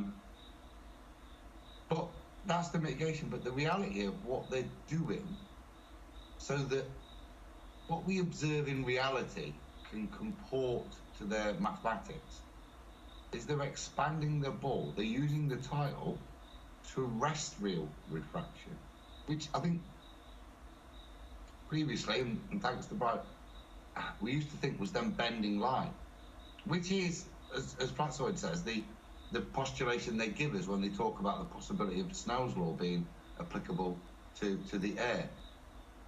But that's not what they've been doing. That's not what they've been presenting to us for all these years. They've been growing their ball, and that has massive impact. It's no longer talking about even their reality when they try to demonstrate it. Yeah, it's talking about our reality. Light travels in straight lines, so the only way they can reconcile the two things is to grow their ball. And 7/6R works fine if you're just stood at the beach, just looking around on a standard day. When we look at the black swan images, hopefully we've demonstrated tonight that the obscene amount that you have to expand your balls to, yeah, is just basically makes it like reality. It makes it flat, and that's the only way they can get their numbers to comport with reality. I just said I'd show this here. This dip here, this is from the Davis Sextant Manual. It's from Davis Sextant Manual. And it has dip and height of void they're showing here. And as you can see, this is a tangent to their globe, so it's touching their. This is viewed as the surface, let's say, underneath the McCoy here. And the dip here, this is like they're always going to argue for a dip, right? And all a dip is in reality, all it is a depression angle between your oil line, which is a horizontal, and the surface of the water, which is another horizontal. So, but what they want to make it out to be is that because the horizon appears lower than the oil line, right, often at time, because if the horizon is made up of the sky and the ocean, then it's going to be lower than your oil line, especially if you're on a boat. That means your oil line is a greater elevation. It's at an elevation above mean sea level or above sea level, whereas the water underneath the boat is sea level. So you have two horizontal. But they try and rob that and call it a dip to their geometric horizon. But it's not really a dip to the horizon, because then they go on further and try and make it into a dip to a refracted horizon. So what they're showing here with this dip depiction here is a refracted horizon that's refracted up, right, and out, right? So instead of the horizon being here, right, it's now up here for the man. So it's being, they've changed the size of their globe, right, within this diagram to bring the horizon up and away from the guy looking, right? And then, once that part is done mathematically, right, they then do height of eye correction, which is bringing the eye line and the C line together, right? Which is just making a horizontal. Yeah. But this doesn't work because as soon as they change the size of their globe, even if it's just 7/6R, as soon as they do that, then nautical the statute ratio changes. So it doesn't work at all. So this whole thing here, this underneath this guy's feet, all this nonsense here, has nothing to do with reality. Because in reality, nobody ever has to change that ratio. Because you're always measuring horizontally, which is where the ratio came from. Mm-hmm. You're always measuring along this line here, horizontal line, or this line here, horizontal line. You're never measuring anything to do with a circle or a spherical surface. You're not dealing with that, and especially one with a changing radii size. You're never dealing with that in reality. So that way, the fact that you don't have to change the ratio between nautical and statute miles is proof that it can't be a globe. Because that's the only way it can work on the globe, is that you would have to change, as Adam said earlier, you have to change it. You don't know, how can you be dealing with a bigger globe and not change the ratio? You have no choice. The ratio is based on the length of two, it's based on horizontal distances, and if 21,600 nautical miles, which is 21,600 minutes of degree, if you want to see it that way around a circle, is right around that circle. And then when you change the size of that circle, then its statute mile size changes. So the ratio has to change. There's no way around it. Yeah. I just want to, before you go on, Adam, I just want to quickly give a shout out to Face Reality. Thank you, $5 US super chat. Cheers to all the crybabies getting their spinning space ball taken away. Thank you very much for the super chat, Face Reality. Definitely. You can go on, Adam. Literally what Brian was saying, straight lines, and that's what I wanted to put. When I input this information into the spreadsheet, these are straight line distances. As I said earlier on, if you look at this section here, like AA, and then the radians of AA, this initial part of the calculation is to take that straight line distance from here to wherever we're observing, and then convert it into degrees so that we can express that straight line distance as a function of a curve. That's the first thing you do in this calculation, is to assume a ball. Mm-hmm. And you take your reality measurement of the straight line distance, convert it into an expression of degrees within whatever size ball you've got, 6/6R or 7/6R. First thing you do mathematically is assume you're on a ball. And look at, hopefully, I said when we've gone to the Black Swan images, look at what happens, how ludicrous things become when you hold that first assumption true and have to work with that mathematics and have to swallow whatever the math says, and we end up with that. And that, like I said, this wasn't planned. That great picture, Brian, I'll stop sharing. If you can bring it up, just compare those two balls between what they're painting reality onto so it can match reality and what they claim the reality is. And that, yeah, I think that's a great outcome of tonight, right? Because we struggled to get together today. So it was good that just came out in point. Yeah, cool. Yeah, I'll do it now. I'll get it now. I'll open it in. Yeah, I still don't know how people can see this information and still try and defend their radius. I just don't get it. Yeah, well, if you believe hard enough, that's kind of it, isn't it? Yeah. There is the globe. Yeah, if you have to believe that this is what's happening. This is your actual globe size that you're believing you're standing on and living on, right? And then you must believe that you're creating a globe this size, and that is the distance between B and C here, or C and B here, is the length, is now the full circumference of your globe expressed. You're not sharing. Oh, Yeah, sorry. Sorry, I had to, sorry. I'll do it again. While he's getting that, I just want to say the votes are 82 votes. The radius is dead. Yes, 59% and no 41%. Still got quite a few people that are denying reality, it seems. Yeah, well, what can you do? I mean, you can only show people the information. It's up to themselves what they want to do. But yeah, this is the globe here. This will be the size. This is a 3959 radius, so this is the globe, right? That the people who are arguing against this believe they live on.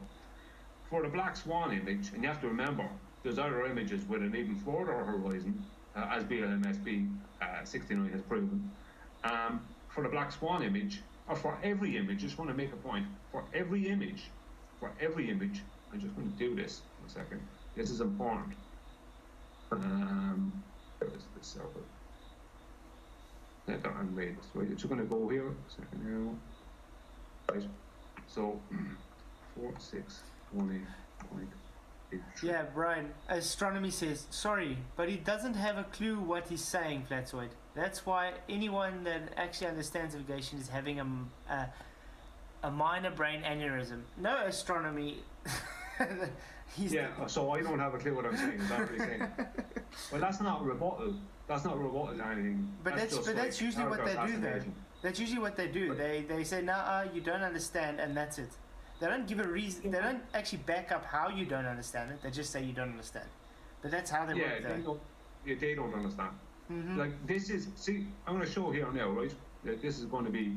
I'm going to make this one red, right? So see the red one, the red circle there. That is right. The globe they're always referencing, because the green one is the 3959 radius, right? Right. That's that radius. Like that. Yeah. 9. So this is a 3959 globe, the green, right? But the red is the 4618 7/6 globe. For every single observation that's ever made, they always have to at least reference the red circle, and bigger and greater than the red circle. So they are never referencing this green circle ever, right? So their starting point is always the red circle. It's never the green circle. So they're always dealing with a circumference bigger than their actual claimed geometric circumferences, right? And from that, just with the black swan, they have to claim a circumference of this size for the black swan. Do you understand? Yeah. I know you understand. For the audience, they have to claim a circumference this size for the black swan. Do you know, this is how ridiculous it is. So you can't even see those other two in there. This is a circumference they need to show for the black swan. And so it's always, and if you look at BLMSB 69's video where he shows basically seeing 30 miles from a 1 foot observation height. 28 or 30 miles from 1 foot observation height. Like there's islands and stuff there that he's showing where the horizon is. So he can see the islands, which means he's seeing that distance away from 1 foot. Let's say 28 miles from 1 foot, right? So that means that this circle would have to be way bigger again if you're dealing with 28 miles. Because if the horizon is 10 miles away, it makes it 250,000 miles of a radius, then 28 miles is nearly, you're talking, is that what that, like that's almost 3 times, let's say 30 miles, just to round it off, 3 times the distance than is in the normal black swan photograph. So how big does the circumference have to be then? This is ridiculous, look. But they're always their starting point is always the red circle. They're never using the green circle. Never using the green circle, except for with great circle routes, which are just straight line distances along longitudinal distances, basically. And I know the guy in the chat or whatever, he doesn't know what he's talking about, but this guy in the chat, I bet you he thinks that the equator is a great circle route.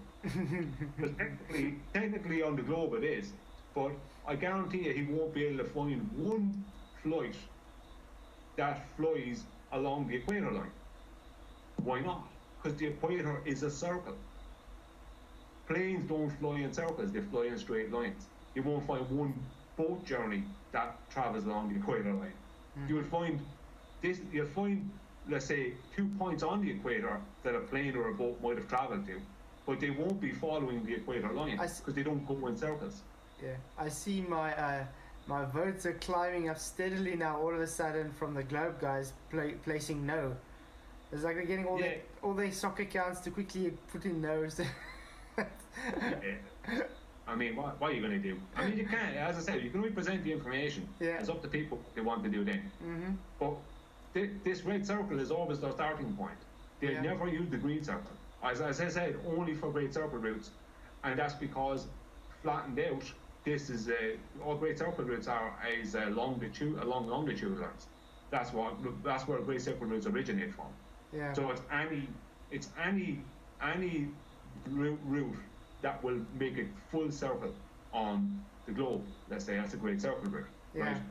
But the problem with that means that you can't use this red circle because that's 7/6R, because that means that your distances aren't going to work. And the ratio you'll be able to use minutes of degree, call them nautical miles, and your ratio though between them and statute miles is going to change immediately. So that won't work. So what they do is they try and say that all the longitude lines are all great circle routes, and any route that will make a full circle of the globe is a great circle route. But then they say the equator is a great circle route, but it can't be. Or sorry, it's not. On the globe it is, but it's not in reality because nobody travels the equator because it's a circle and not a straight line. Airplanes fly in straight lines; they don't fly in circles. Yeah. And boats don't follow the equator line either because it's a circle. Boats also travel in straight lines as much as possible. Yeah. So it's just want to add in, and they also are claiming an oblate spheroid, which ruins it again. This can't be an oblate spheroid. This green circle, it has to be an exact circle. Yeah. It has. Sorry, for that second one. No, I'm saying because astronomer is telling me now. Because I said you're literally taking it off of a flat plane to the celestial sphere. That's how you're taking the measurements. That's why you get your 60-degree nautical mile. He's saying, no, it's not taken from anything to anything. It's just a process. So what do you call... it's just a process that lets you navigate in real life. 1 degree change to 60 nautical miles.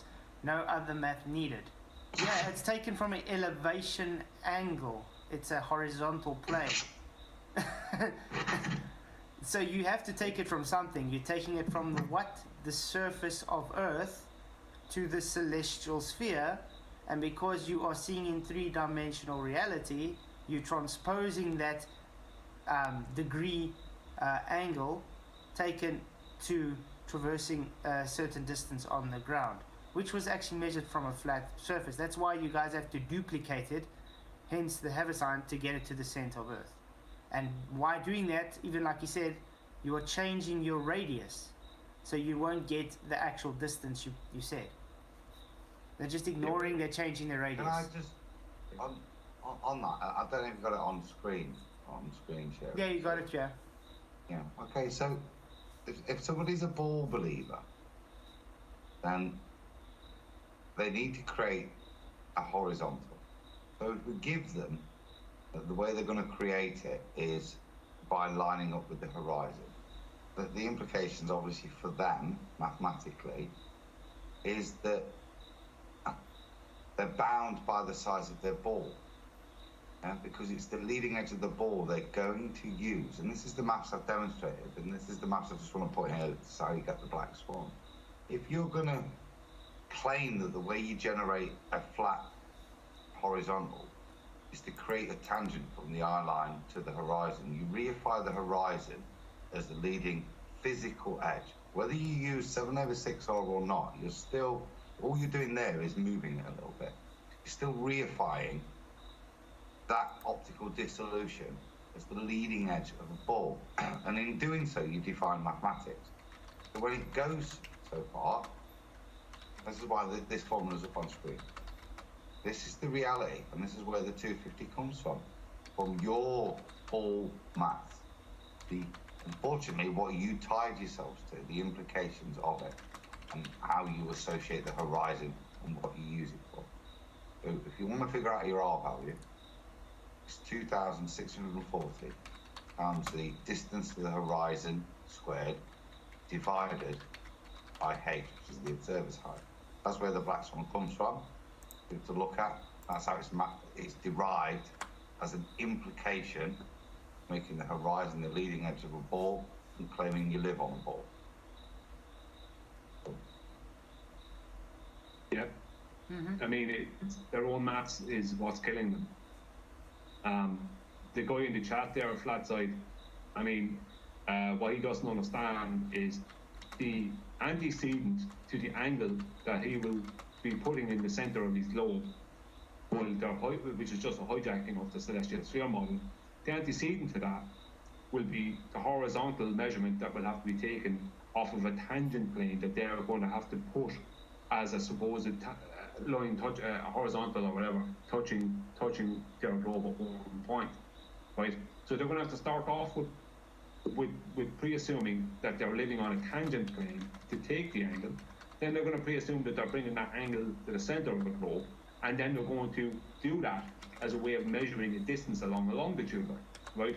From as an angle from and not using the 90, right? And I know he's out there now listening, going, yeah, that's what you do. So what he doesn't realise is that process means that you're claiming that a radius line is a curved line, and that curved radii exists. So would he maybe give a yes or no on whether curved radii exists? If he says curved radii don't exist, that's the end of his globe. If he says they do exist, then I don't really know where to go from there, because that initial measurement you make, what does that become? That becomes the radius of a circle of equal altitude. But what he's talking about starts off with a curved radius, which destroys pi. So you won't have a circle of equal altitude that will fit what it has to be in reality.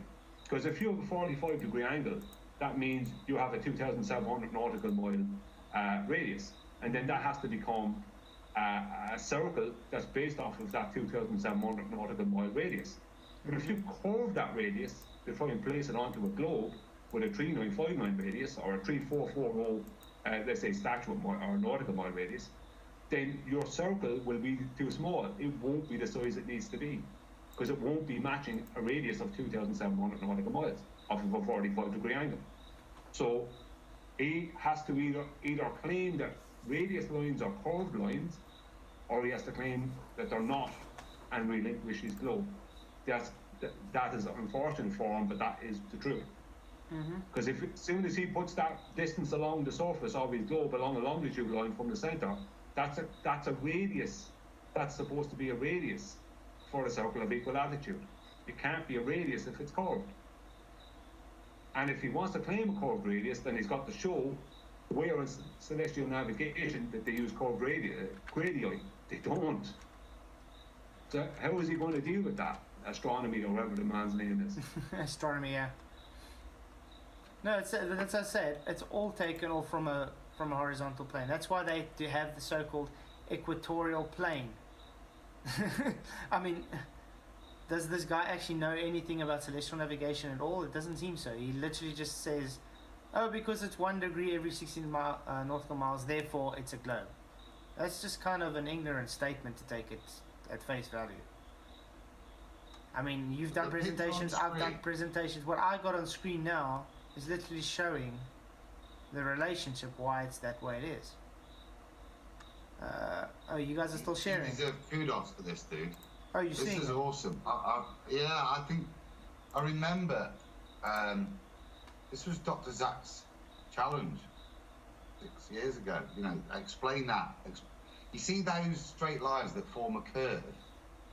They're the things they use to put the stars out to infinity to explain it on their model. Back in the wood. Yeah, that's what creates their globe, their sphere, in other words. Yeah. And that's why these guys want to say, but look, if you place them equal amounts, distances on the flat plane, then you're not going to get the actual measurements. But that's the thing, they're taking orthographic, but they're ignoring the perspective value of it. Astronomy actually just validated my point where you say, okay, I move 600 nautical miles away, therefore that's the 10-degree difference I measure because it's an apparent altitude angle measurement. This is supposed to be from your equatorial plane. If you had to go and take this information now and plot it on the sphere, then you will get the sphere. That's all it is. This is just the flat version of the sphere because it's based in optical reality, or how we measure it. It's as simple as that.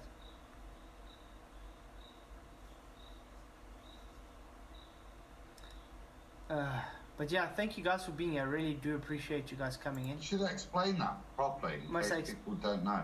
Okay, yeah, because I've actually done yeah.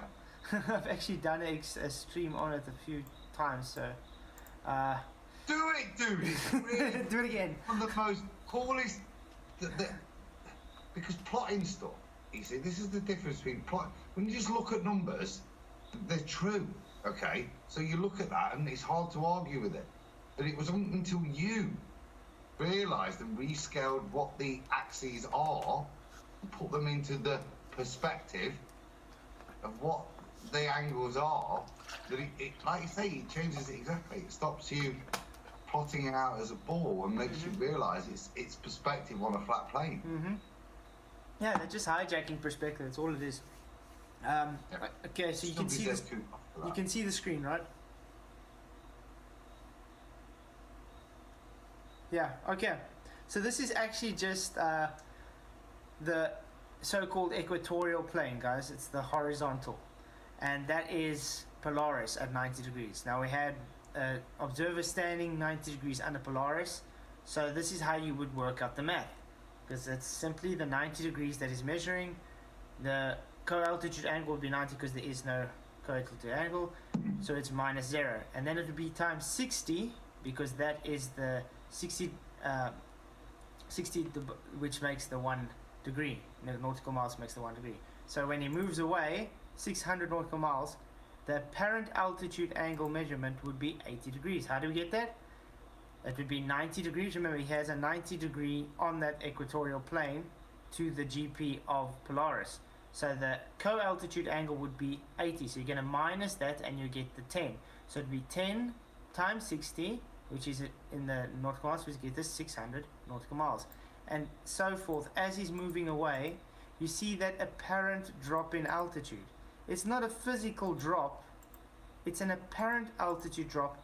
Just like when you go and see things in perspective, as they move away, they appear to drop into the convergence, into the horizon.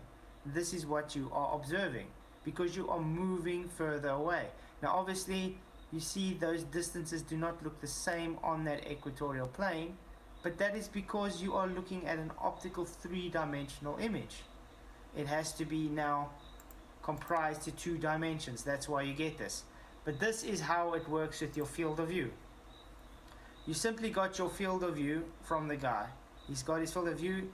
You can see it sitting at the apex of 90 degrees to Polaris. So if he's walking away 600 nautical miles, it keeps to that field of view so-called bubble. And it keeps dropping with that sphere. That is the celestial sphere you guys are seeing. These angle measurements are those stars moving away in the distance on that celestial sphere until you finally get to the equator, which is set 5,400 nautical miles away, all based on a flat surface.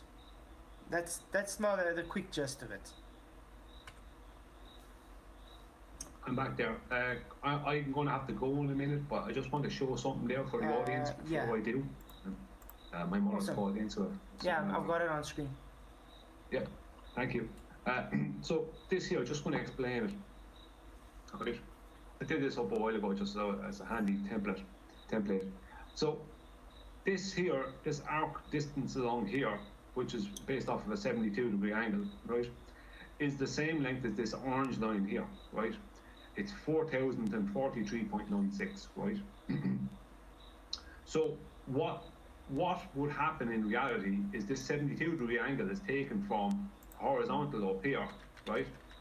And then that is your it would be an 18-degree elevation, just over 18-degree elevation angle, which would give you a 72-degree zenith angle, that you will then multiply by 60 to get the 4,043.96, right?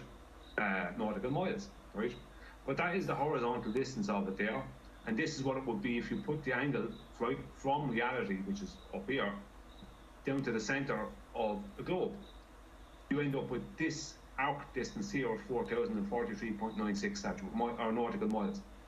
But the problem with that is this: this orange line has to become the radius, that becomes the radius, or is the radius of your first circle of equal latitude, right?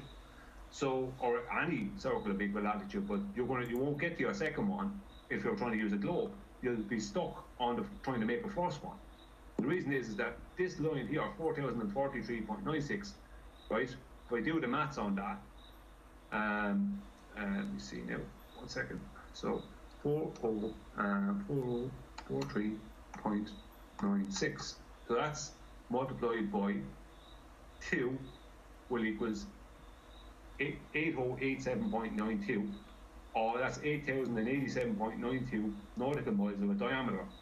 And multiply that then by 3.14, easy, just for pi, will give us 25,396.0688, right? Nautical mile circumference to a circle of equal latitude. But before I go on with this, this line here, this man in the chat doesn't realise he's claiming that's a radius line, because that's what they have to do on the globe. But this is not a radius line, because this can't give you how do you get a circle from a curved radius? Can't. So they can't get that circle in the first place. So they can't get the 25,396 nautical mile circle because they have curved the radius. So they can't do it because that's their first circle of equal latitude. If I just convert that to length from nautical miles to statute miles, so nautical to statute. So that makes the circle 29,225 statute miles. They can't do it. Like their glow, like with those kind of 72-degree type angles, like those kind of things, like you're going to end up eventually. Like you don't, I'm going to say you end up with not having enough surface area on the globe, but you can't even get to there because you can't get past this first point. Because this arc here is the radius on their globe. This is what they're trying to claim. Yeah. That's not a radius line. You can't get a circle from a curved radius line. Can you get a circle from a curved radius line in flatzoid? No. No, can't. This is what this man doesn't realise. A radius is a straight line. Sorry, yeah, it is. It has to be. There's no way around it. You see, they're taking the circumference and they're saying that's the radius. So it's actually dishonest or ignorance. Yeah, it is. They don't realise, most of these people, like that man in the chat, astronomy, he doesn't realise that he's claiming that a radius line is a curved line. That's what he's trying to claim. He's claiming a curved radius, but you can't get a circle from that curved radius. You can't use it. You have to. Your circle will always have to be whatever radius you can give it based on your globe. It won't be the radius it is in the real world. In celestial navigation, they don't do that. They take the 4043.96 and they multiply it by 2, then they multiply that by 3.14, and that's their circle of equal latitude. That's what they're going to use. They don't do this. They don't make a curved radii and then have to use some other radius line, because if you think about what they do, they have to create a circle out of this, right? So if they want to put a circle across here on their globe, that means the radius of that circle is going to be a straight line from the center here to the circumference. They're going to have to use a straight radius even with what they're doing. Yeah, you want even if they couldn't do that. You want some validation to the arguments. Gary Wybenga just said, Bob the Science Guy analyzed the black swan and ended up with a radius 3 times larger. And all he said was, so what if it's almost 3 times bigger? It's still a ball and not flat. Wow. Yeah, they do silly stuff like that. They so he just ignores it. Bob is not stupid. Bob knows that that's completely illogical. But to keep it alive for himself in his own head, he does that. So he Do you know just what I mean? ignores everything and just said, well, it's still a globe. It doesn't matter how big it is, so therefore it's still a globe. I mean, But see, yeah, but that is going against their own model as well, though. They're not understanding their globe can't be bigger than 3959 radius. Nope. It can't, because it has to match the sky. In particular, Polaris. Polaris destroys the globe because because they have to make all the latitude positions. They have to pretend that they are all like that. When a person is up here, let's just say, and they're moving back this way or on their globe, Polaris is straight up here, and as they're moving back down around the curve, right, their view of Polaris between their horizon point here, the geometric horizon point, and the Polaris, that starts to tighten. And when you get to here, at B here, which would be at their equator, they can't see Polaris at all, right? So if they're going to be claiming a bigger globe at any point, then that completely destroys them. Because they need to claim bigger globes sometimes. They need to claim the globe is bigger. They're always addressing a globe that's a 7/6 globe, which is a 4618 radius. But they can't have, it doesn't work with Polaris or the rest of the sky. The globe can't be smaller and it can't be bigger. It has to be exactly that size. Because on top of that, they need these distances to be exact for their circles of or for those great circle routes. They can't change it because the distance between here and here is established off of this being a horizontal line, and all the elevation angles to Polaris off of the horizontal line that is this exact distance between here and here. And that's why they can't change it, because they have to be able to match Polaris. So they can never change the size of their globe, because if they change the size of their globe, it won't match Polaris, it won't match the sun, won't match anything. Everything is based off of the globe being that exact size. Yep. They can't change it. Yeah, Sorry that's what I for said. That's what I said. It's taken from Polaris being from the equatorial. That's what everything's built off of. And because Yeah, exactly. I mean, exactly. It's all based off of the angle here. Well, they'll be taking the angle from up here, because what is the celestial sphere model? It's not a sphere. It's a protractor that is used as a way of depicting perspective measurements, which is angular measurements, in orthographic view. That's really all it is, isn't it? Because what's a protractor? You get to use a protractor, you need to use it in like nearly a two-dimensional sense. You have to use it on a screen like this or a piece of paper. You know, in reality, you're not looking at things side on. You can't buy orthographic binoculars. Everything is frontal perspective. So you have no So what is the celestial sphere model? Not other than just a protractor that is a way of depicting angular changes orthographically by a protractor. That's all it is. It's still only a tool. It's not reality. Because reality is. Yeah, because like we said, what they don't understand, like what I was showing, this radius line is the distance why we get those unformed, you could say, distances on that equatorial plane, because that's the radius. That line is what is the angular measurement. Well, if I just 1 second now, right, I'm just going to show something now. Give me a line here. Segment line, right? So, right, this is all they can do when it comes to Polaris, right? Polaris is up here somewhere. Let's say you're at the North Pole, and which is in here, and Polaris is way up above you. And as you move away, once you get to, this is the full,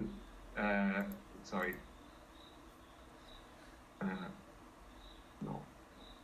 So when you get to the equator, Polaris is here, right? Yeah. When you're at 45 degrees, Polaris is up here. Do you know what I mean? It's like, it's all based off of this 90 degrees, right? And you moving away from here, which would be Polaris above your head, and moving out along this line, because this purple line I have here is the exact length, is exactly the length from here to here, on that arc. This is that arc in a straight line. Exactly. So it's all, as you showed a while ago, Orthographically, it can't be shown because you can't show perspective orthographically. You can only show like using maybe a protractor some angles, but you can't show it orthographically what's going on with, because in reality we use the horizontal line here, and as you move it back away along this horizontal line, Polaris appears to drop in the sky because there's only an apparent drop. Yeah. That's all it is, optical drop. Go on, sorry, I'm cutting in. No, 100%. I'm just saying, yeah, I'm agreeing with you. And that's why that's why when they say, oh, but then it's at different heights, it's not at physical different heights, it's an apparent angular measurement. Yeah, exactly. I mean, like with just 1 second. I'm just going to share my screen here a second. I'm just going to share one thing. I'll have to go soon, but I'm just going to show one silly thing. We've all seen it before. I think I have it handy here somewhere.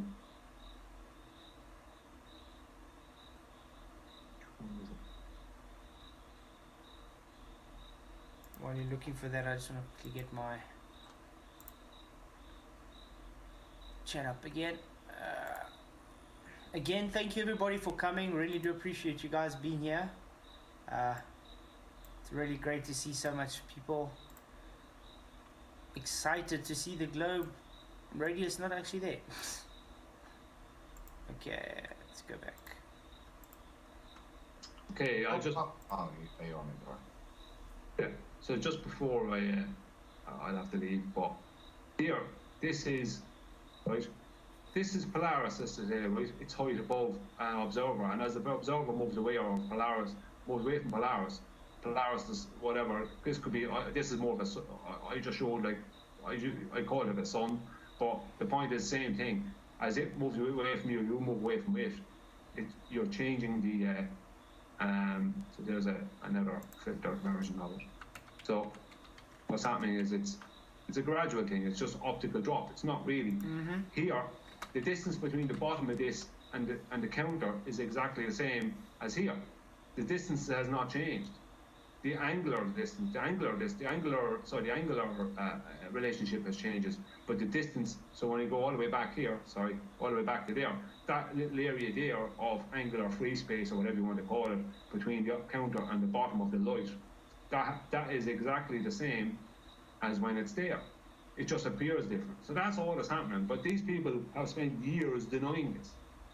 Like, they've done their best to deny this. Yeah, guys, and what he's saying, the distance is the altitude distance, not the distance where it's moving away. Just to make it clear, because they're going to say, oh, but you're moving it away. So it's just to explain to them, it's the altitude distance is the same. Its actual height stays the same, but the apparent altitude measurement differs. That's what appears to go to the convergence. It's an optical drop. Yeah, because it doesn't matter if Polaris stays stationary and you move away from Polaris, or you're staying stationary and the sun is moving away from you, the same effect is happening. It's just an angular change, an angular drop, a perspective drop. Angular measurements are perspective measurements. Yeah. The angular size of something at a distance, or its angular height, is not its actual height or its actual size, because that's the whole point of it. It's a perspective size, and that's what you're measuring with angles. But so whether it's the sun moving away from you, or a star moving away from you, or you're moving away from Polaris north of the equator, it's the same. The effect is the same. That's what's happening. That's all it is. That's the effect. Like, there's no maths needed here. This is just the effect. All I had to do was make sure everything was centered up, and it was. The only thing that wasn't centered up was the left to right, but front to back was centered up. So that's all. That left to right didn't matter, because it doesn't matter if it's tilted to the left or tilted to the right, as long as I'm making a parallel with the surface underneath. You have to make an absolute parallel with that, and that's what's happening. If you're at sea and you're moving away from Polaris, what's happening is it's like two parallel lines, and that depression angle changing between them or whatever. So elevation angle changing. So that's all that's happening. But look, I haven't even shown this demonstration for a long time, because there's no point, because there's just wasting your time. It's just the people we argue with don't want to deal with reality. No, they don't want to. So I love how they've all jumped into the voting all of a sudden this last year. Now all of a sudden, no, he's 64% and yes, 36%. Like that's actually going to prove something. They do know this. These polls are just for engagement, though. So it doesn't actually matter if they say yes or no. We already know. We've proven and validated that it's definitely dead because you keep moving it around. So just because they're actually denying reality and putting it as no doesn't mean it's not dead. It's just them being denials. I find that very interesting. How long ago was it when you read it out when we had 84 people? Oh, it literally just this last 20 minutes to half an hour just shot up. I was actually showing it while Brian was talking on the stage, and you said going 1, 2 votes up the whole time, every 5 to 10 seconds. Just no the whole time. It's about the same amount of time that I've been engaging with Rufy in Skype chat. Yeah. I just want to give. He wants to say hello, and as I say, I wanted to give him a shout out because he was honest. I've had more honest conversations asking Rufy about how he works this out, how he does that, than I ever got a straight answer as the emissary to the Ethereums when I asked what Ether is. That's that is true. Yeah. Okay. So, and I'm not, but so respect and Rufy, listen to it because he's challenged me. I'll read it out. And first of all, he says say hi to Flatzoid and Brian as well. Hey Rufy. hello, Rufy. I'll be back in 2 seconds. Let me know. Did you want to say something to Flatzoid? Sorry. No good. Oh, I think he was just saying hello. All right. He said, and let me know if you want a retort to the gibberish. And I said, yes, please. I don't think I've misrepresented the maths, have I?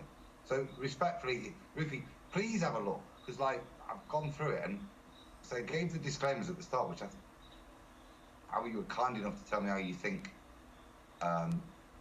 Metabump calculates it.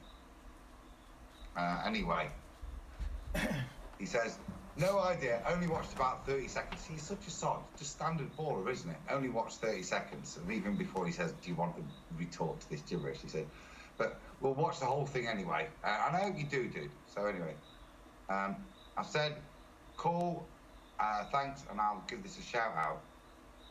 And this is his request. This is why I've rambled too much. He says, you can shout out that Rufy says that Al-Biruni is a shit way of calculating the radius. No one should use it. Yeah, because it destroys the globe. Saying prior to 2020. Just funny, but there you go. Thank you, Ru. Yeah. Well, what I will say is that I also engage with Ru through Discord, text and stuff like that, and sometimes even on Skype. And yeah, he will answer things and whatever. And now he's a scammer and he's a messer, and he will try and insert things that are not reality and whatever.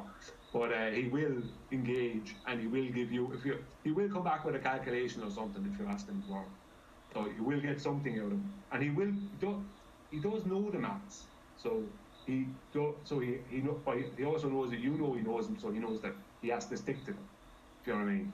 So he knows that much. Yeah, they're rules. They've defined them. We've not claimed this, and this is the fun bit of the journey. They're not my mathematical rules that have been defined, that I've fallen back on to prove my ball for the past 7 or 8 years. Yeah, they're theirs. They hold true. Yeah. Exactly. I'm going to have to go, lads. Thanks for having me on, and thanks for everyone for listening, whether they're flat or globe. And I'll reconvene with you in the close future, later on, or over the weekend, with Ball Busters tomorrow. Yeah. I've had my mother call in, so I can't keep her waiting. Thanks for having me on. Really appreciate it, Flatzoid. Hope that it was a good presentation for your channel, and there's more to come on this, for sure. But thank you, Brian, for coming. I really, really appreciate it. Yeah, like I said, this was information that really had to get out to everybody. I'm going to plug your channel again, put the chats, your channel in the chat again for everybody. If you guys haven't already, please do subscribe to Brian's Logic and Adam Meaken. They both do have channels. Thank you for coming again. I really do appreciate it, Brian. And I think we've actually explained it very clear enough for the people to understand what's going on. Now it's just for them to take it or leave it. I think that's about it. Yeah. And once again, thank you, Flatzoid, and thank you, Adam, for being a good teammate. And I'll chat to you later. Okay? Have a good one. Shot, Yeah. Brian. Send your love to your ma. God bless her. Thank you. See you later. Talk to you Blessings, later. dude. Thanks, everyone. Bye. Bye. Yeah, that's quite good. I'm actually happy you guys came on, Adam. Gary actually has a video he wants us to watch that he made recently about Bob the Science Guy with the 3 times radius, if you want to watch that. Yeah, I'm chilled. Are you still fine? I'm so used to sleeping late these days. I'm all good. It's only 9:30 here, so we're all good. Oh yeah, you're lucky. It's already 11:30 here. Okay, so this is a video from Gary Wybenga. Thanks, Bob, the pseudoscience guy. I don't think he's going to copyright strike me, so we don't have to pause it every time.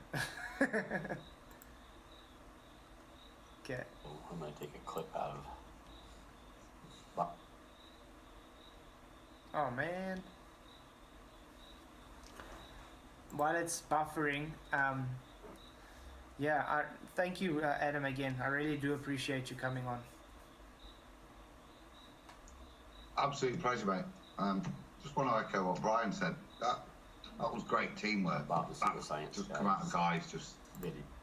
Yeah. chattering, nattering, arguing, and then hopefully some goods come out of it.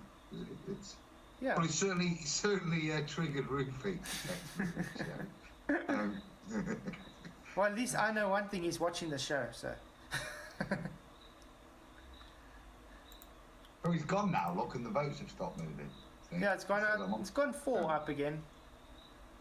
And it's all just going no. So it's like the guys are creating more soccer accounts to just vote no, or they're asking every guy to quickly just say no. Yeah. Because I mean, most of the show it was yes, was in like most of the time above, and all of a sudden after that it just started shooting up. I think you may have been roofied.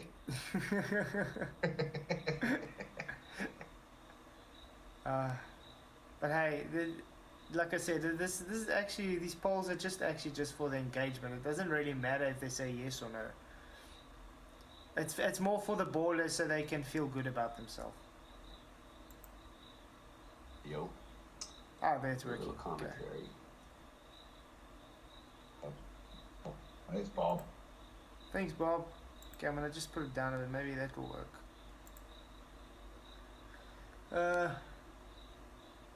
I know, right? I love watching these flat earthers getting reviewed by the willing. It saves me from having to look at it personally. Owen.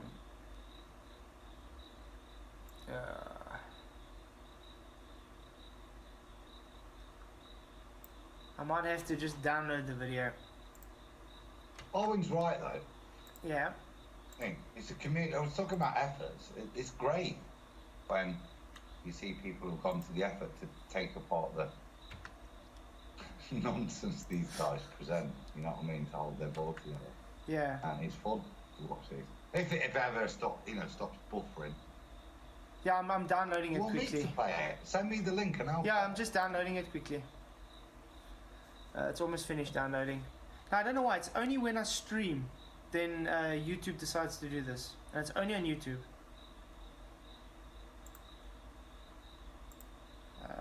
Open. Can you see this? Can you see my screen?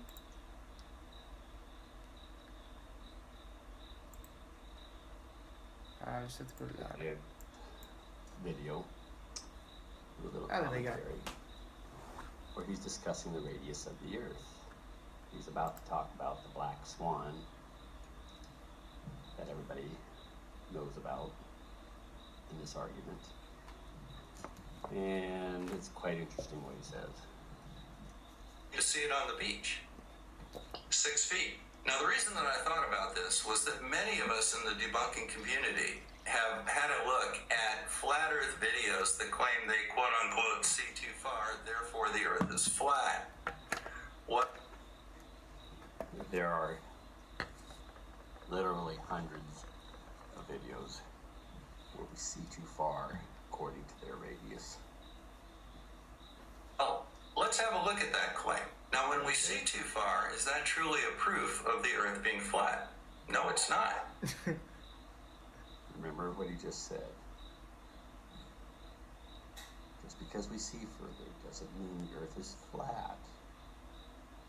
But there's a little but to this. Means that we have a different radius. Did you just say that? Yeah. It means we have a different radius.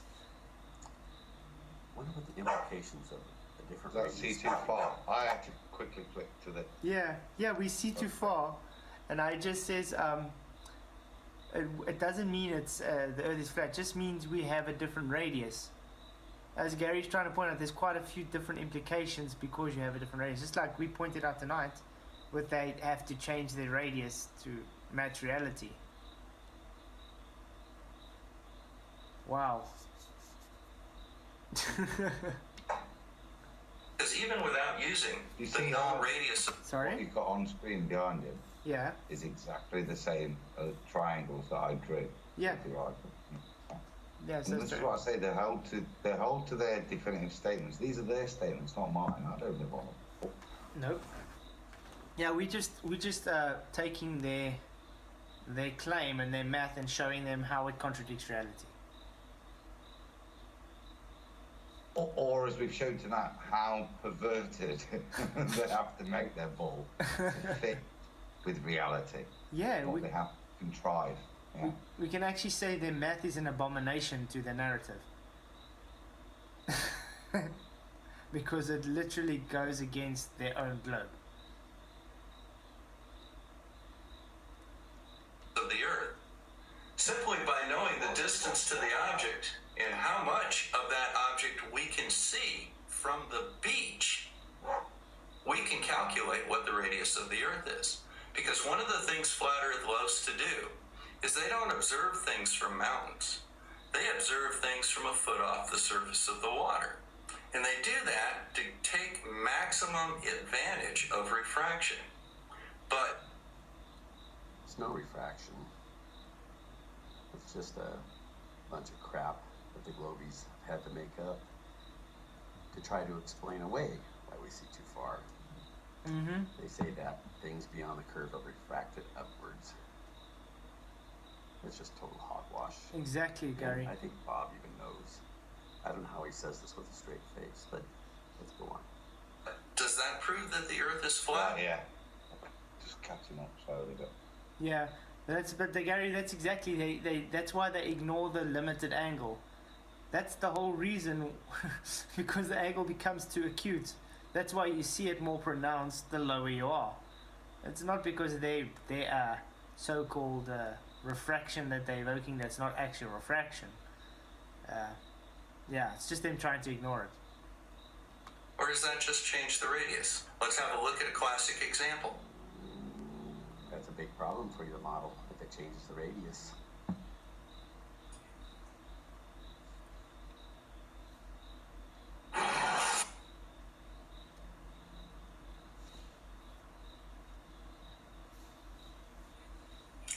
Well, have we ever seen this picture before? Let's have a look at something here. First of all, the observer height. 1 foot. They're making a real big deal out of that. However, they also give the distance to platform habitat at 9.41 miles. So we have D. Now the question is, what's the lowest point on this oil rig that we can see? Obviously, there's tremendous distortion due to refraction. But let's look down at the bottom. The distortion is just because of atmospheric effects, not refraction. Mm-hmm. Yes, Here. Here's the bottom of yes, Gary. That's also one thing these guys don't get. The atmospheric effects, this distortion, is not actually refraction as you put it all, because they wanted to literally bend things in different precision. This distortions doesn't literally pull the horizon behind and block it or whatever and pull it back from behind the horizon. This is just distortion. It's like when you take, I don't know if anybody's looked at a car's roof in the heat with a, I think Adam, you also seen this with your car. If it sits in the driveway and the sun has baked it and it's got that heat coming off the top of the roof or the bonnet or whatever, and you see those little almost looks like a kind of a steam wave. That's all it's doing. It's not lifting anything up. It's just distorting the image. It's as easy as that. It makes it wobbly. Yeah. That's refraction. Exactly. What you've seen with those wobbly towers is that exact refractive effect. Yeah. What they're claiming is this. And remember what's probably coming out of this oil rig. But because not all the towers are as wobbly as each other. Maybe there's a heat vent off one of these things that's causing this extreme distortion here of the straight tower.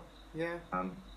But look what it's done to the tower on the extreme left is bend it and warp it.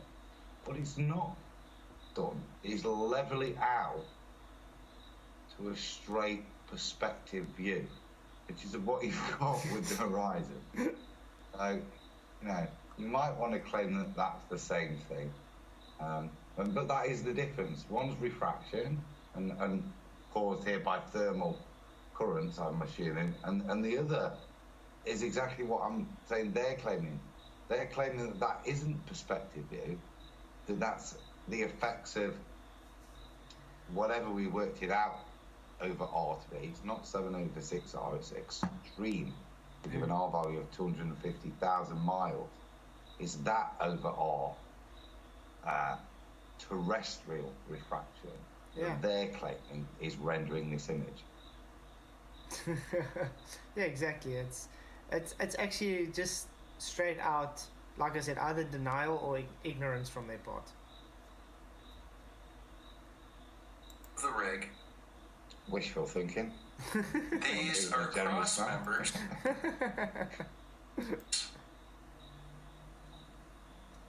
And then there looks like there's a solid object right down here by the horizon. I said that Let's go see.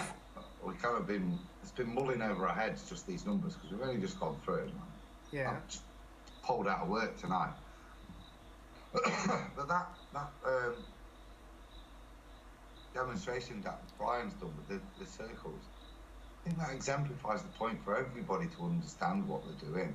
Mm-hmm. It is a ball still, yeah, that's right, but look at it. Look at what they're claiming reality now is.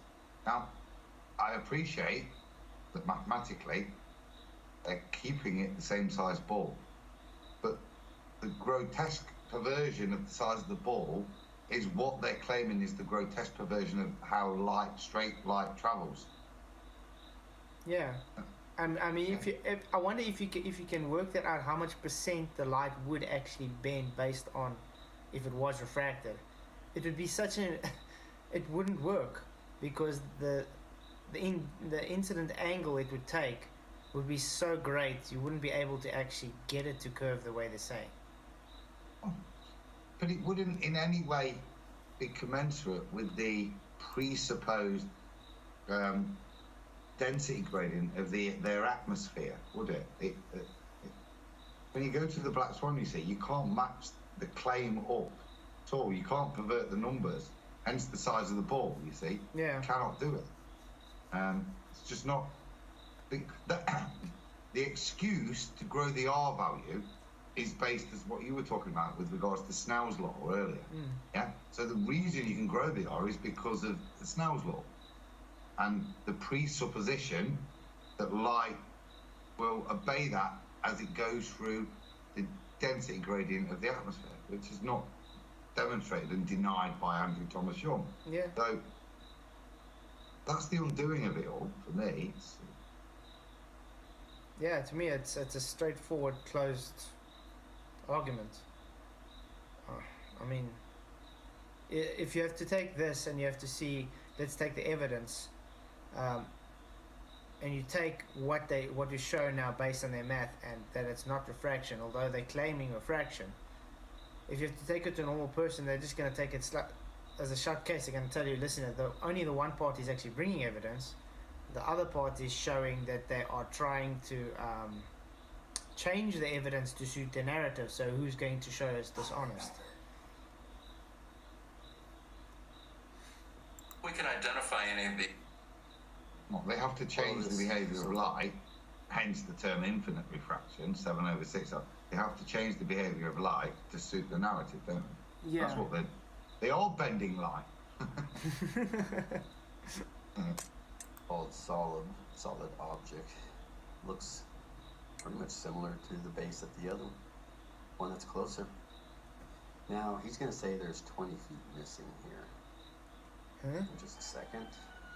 But obviously, you can see the horizon extends far beyond that. The platform in the distance, the one on the left. That's just the distance, that 9.41 miles is just the distance to the platform. But all it is compression. It's not missing anything. And you know that because you can see the horizon beyond it. It's just compressed. The whole platform is compressed compared to the one on the right because it's much further. It's over 3 miles further. Parts. So, here is platform habitat. Here is the bottom of the rig. Here are these areas where these crossbars are, and you can see those here. And then down here you can see a boat launch, but I don't see it anywhere here. I don't see this pipeline coming out. That seems to be below what I'm looking at. The only thing, the lowest object that I can clearly identify looks like it's going to be the bottom of this cross-hatched area where these cross members are.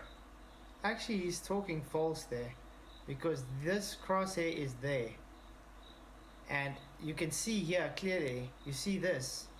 This is usually caused by the erosion of the water, the rust. Because remember, there's swells and tides. So the water line can sit there. That's what can be sitting there as well. So it's the physical water there being because of the bulge or the tides taken at that time of day. Did he ever think of that? Man, really. I don't see anything down here. Now, another thing that I see is there's a watermark right there. There are watermarks here. This is all rusted. There are watermarks here. Snow. Dingling Bob is going to tell you should see watermarks on those supports on the one on the left here. That's ridiculous. What? That distance. You're never going to identify a watermark. What a joke. There are watermarks out in this area. So that looks like it's the high water mark. This is obviously low tide. Let's go ahead and have a look at the permit documents for platform habitat. Now, this is rather interesting. Here is the water. Up to that boat landing, it's 15 feet above the water. And up to this area, it's looking like it's approximately 40 feet in elevation. The platform itself is 17 feet above that. So let's go back to this other photo right here. So, Yeah. it says that this is 40 feet above the water. I still don't see how he's trying to get that to equate that. I mean, you can clearly see where you see these bulges here. You can see it there. You can see that shape. You can see the water is literally around about that area there. That's where it is, because you can see those shapes. And also, if you have to take into account which part of the rig did they take this photo from. Could be from the back, could be from the sides.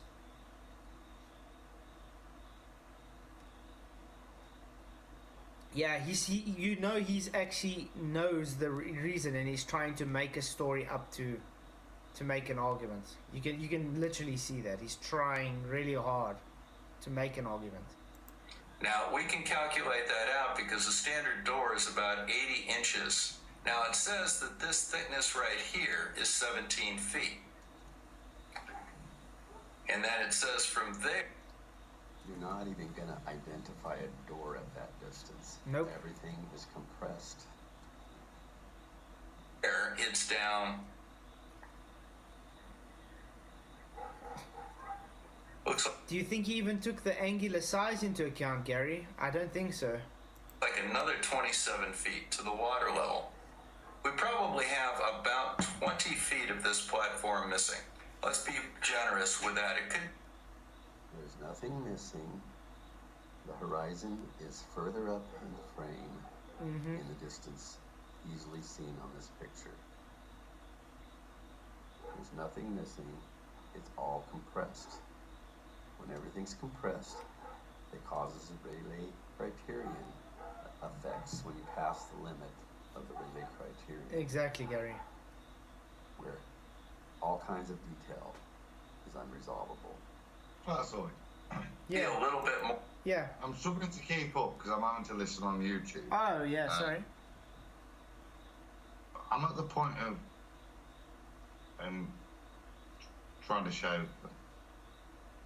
trying to pretend that we have a second horizon in front of the platform that's creating an obstruction. Because that's what his claim has to be. That's fundamentally what he's trying to suggest here. You have now two horizons. Yeah. That's the reason for the obstruction. He's talking about pixels. Look at the compression. Look at the. I'm not seeing this image on the right before, but if you look at the proportionality of the watermark stuff, and good point by the way, and then look at that size from the watermark pot with the big pipe running across up to the actual start of the platform deck.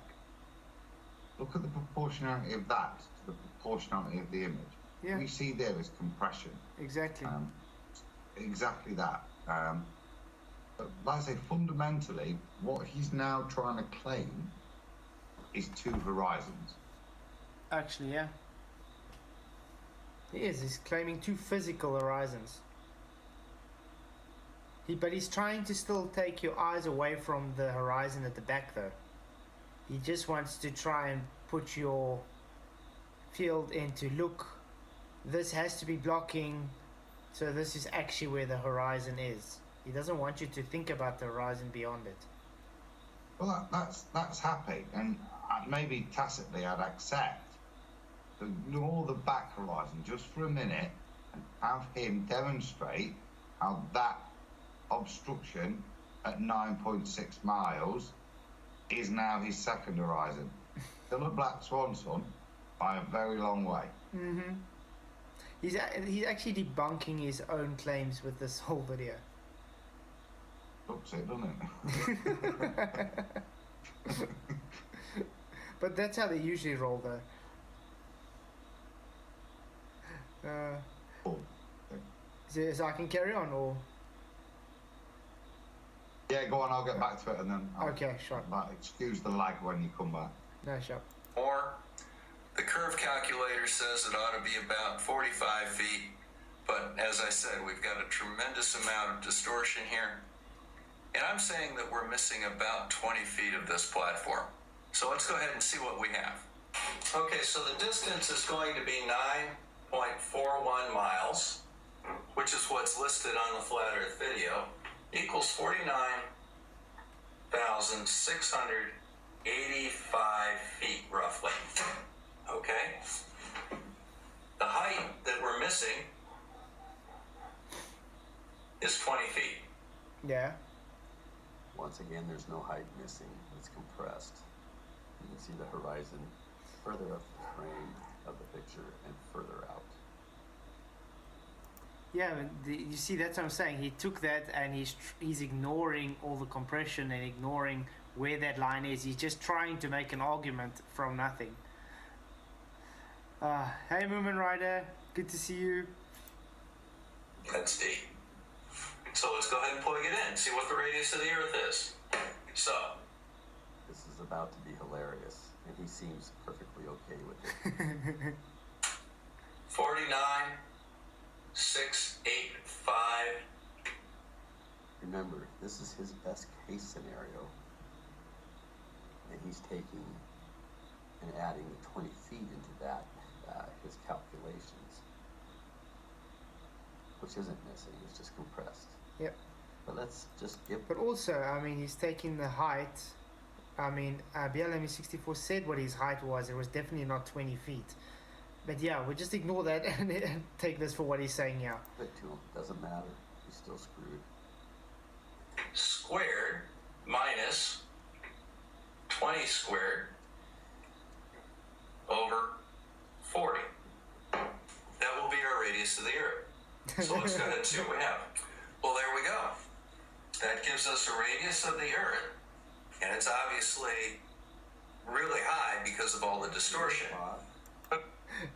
Wow, guys. Is that very close to your normal radius? I think not.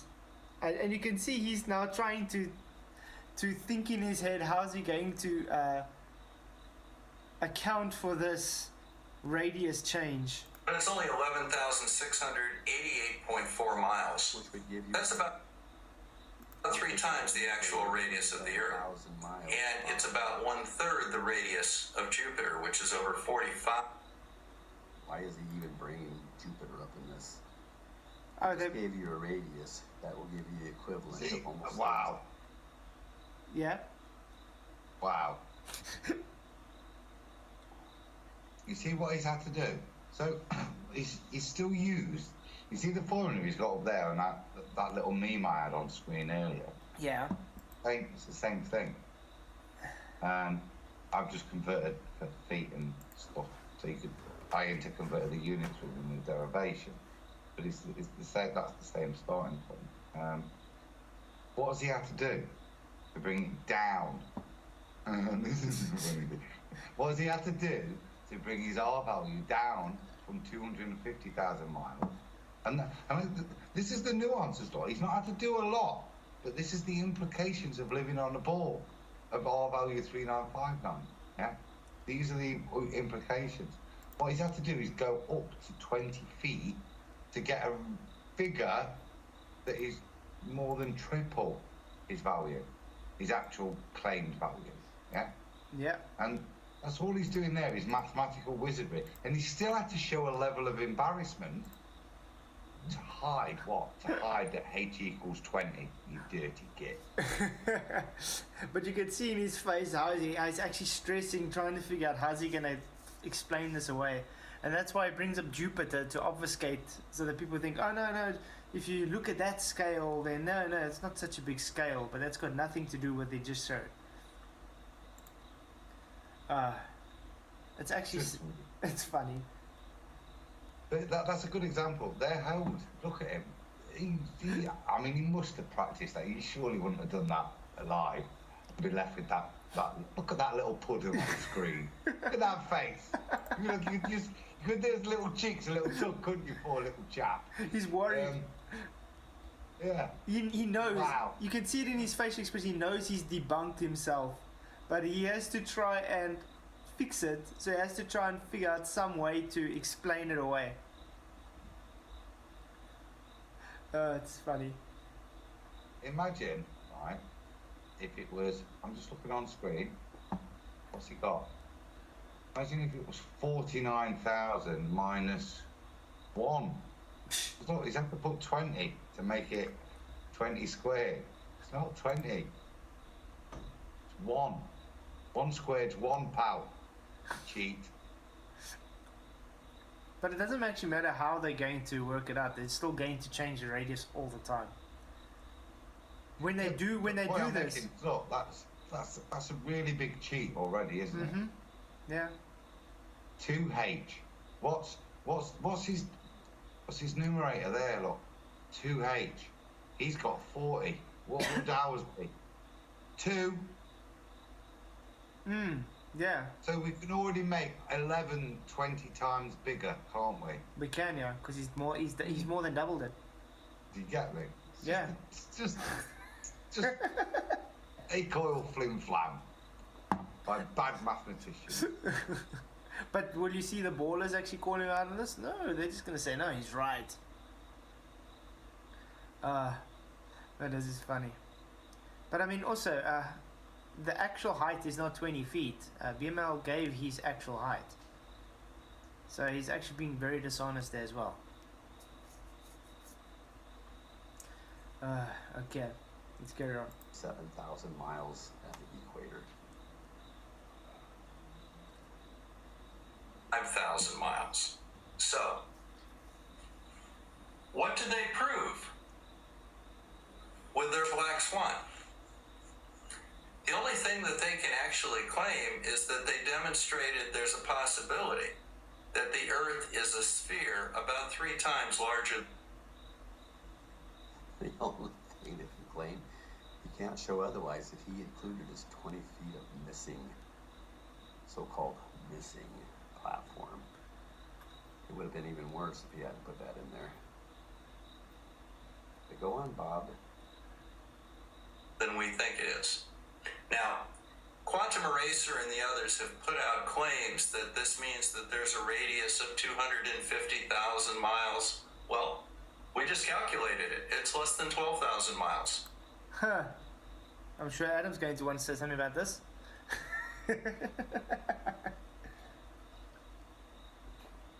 Wow. We just calculated, but you did the wrong math. He was being dishonest, yeah. That's why it's different. I'm not listening. Just tell me what he just said. He said Quantum Eraser and the whole guys are saying, are claiming that then it's be based on the rate it's going to be 250,000 miles. You know, like the math we showed tonight. But he says based on this that he's showing, it's much less than that. I want you to just do a little bit of maths for me then, right? So on screen, he's got his, I say, divide by 40, look, and the 40 is derived by 2h, where h is derived by 20. So therefore 2 times 20 is 40. 40, yeah. 40 feet of the observer height. We know it's not 40. We know it's 1 foot. 1 foot times 2 is 2. Yep, so 2. It's 20 times more. So we're dividing by 20 times more. So if we, instead of taking the R as 11,000, if we divide it by 20, that'll be the correct number, won't it? Do you think that number will be nearer to 11,000 or nearer to the 250,000 mile that we approximate to? Just do 11,000 times 20. Okay, I'm gonna show everyone on screen. I'm actually gonna take the calculator. Where is it? Okay.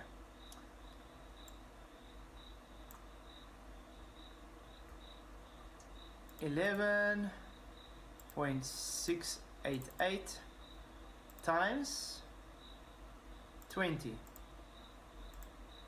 23376. So that's nearer to the 250,000, only 16,000 away. The black swans. And this is the point. This is all their maps, as I said earlier.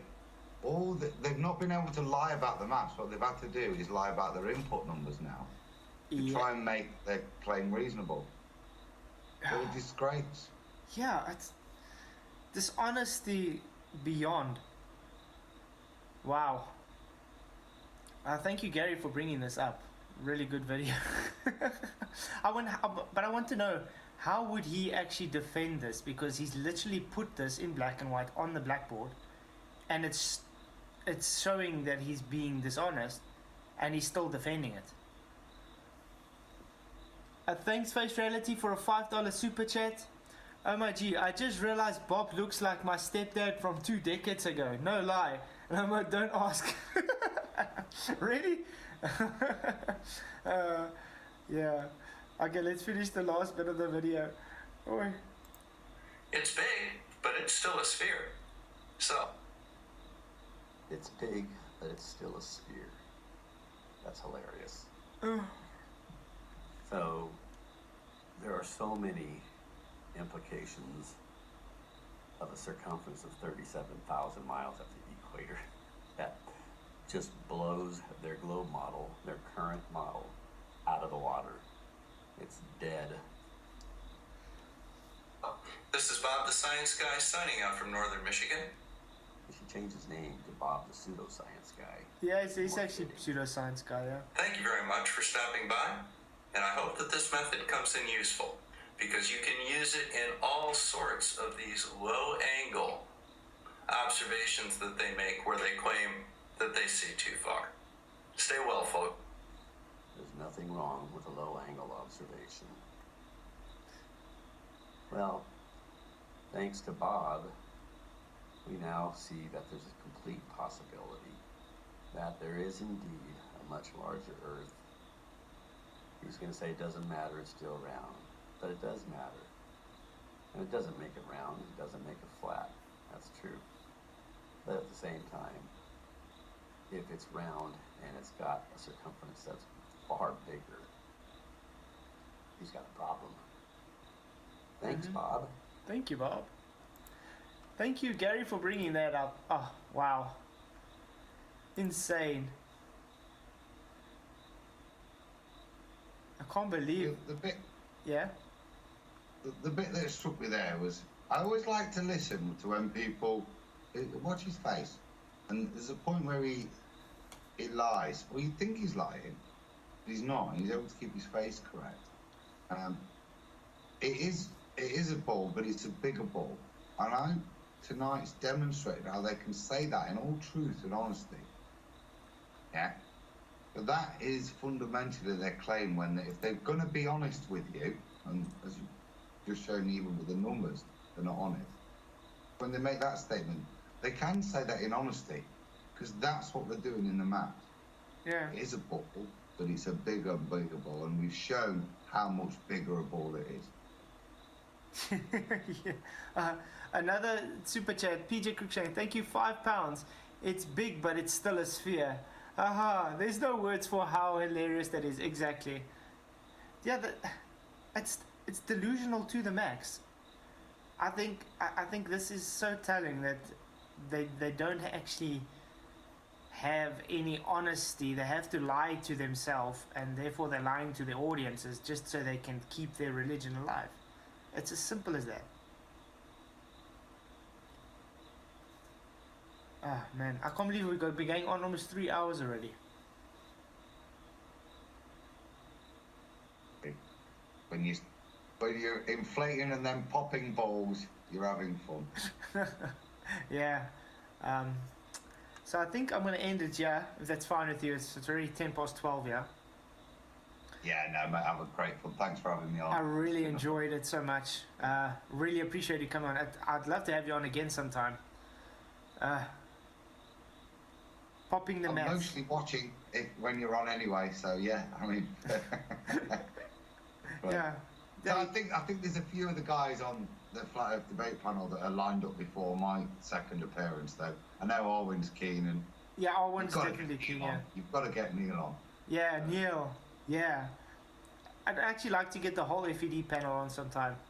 You know, like do a after show kind of thing. We're up for it. Yeah. Flatzoid, anytime, yeah. But thank you again, Adam, for coming. Appreciate it. Thank you for helping us debunk their math.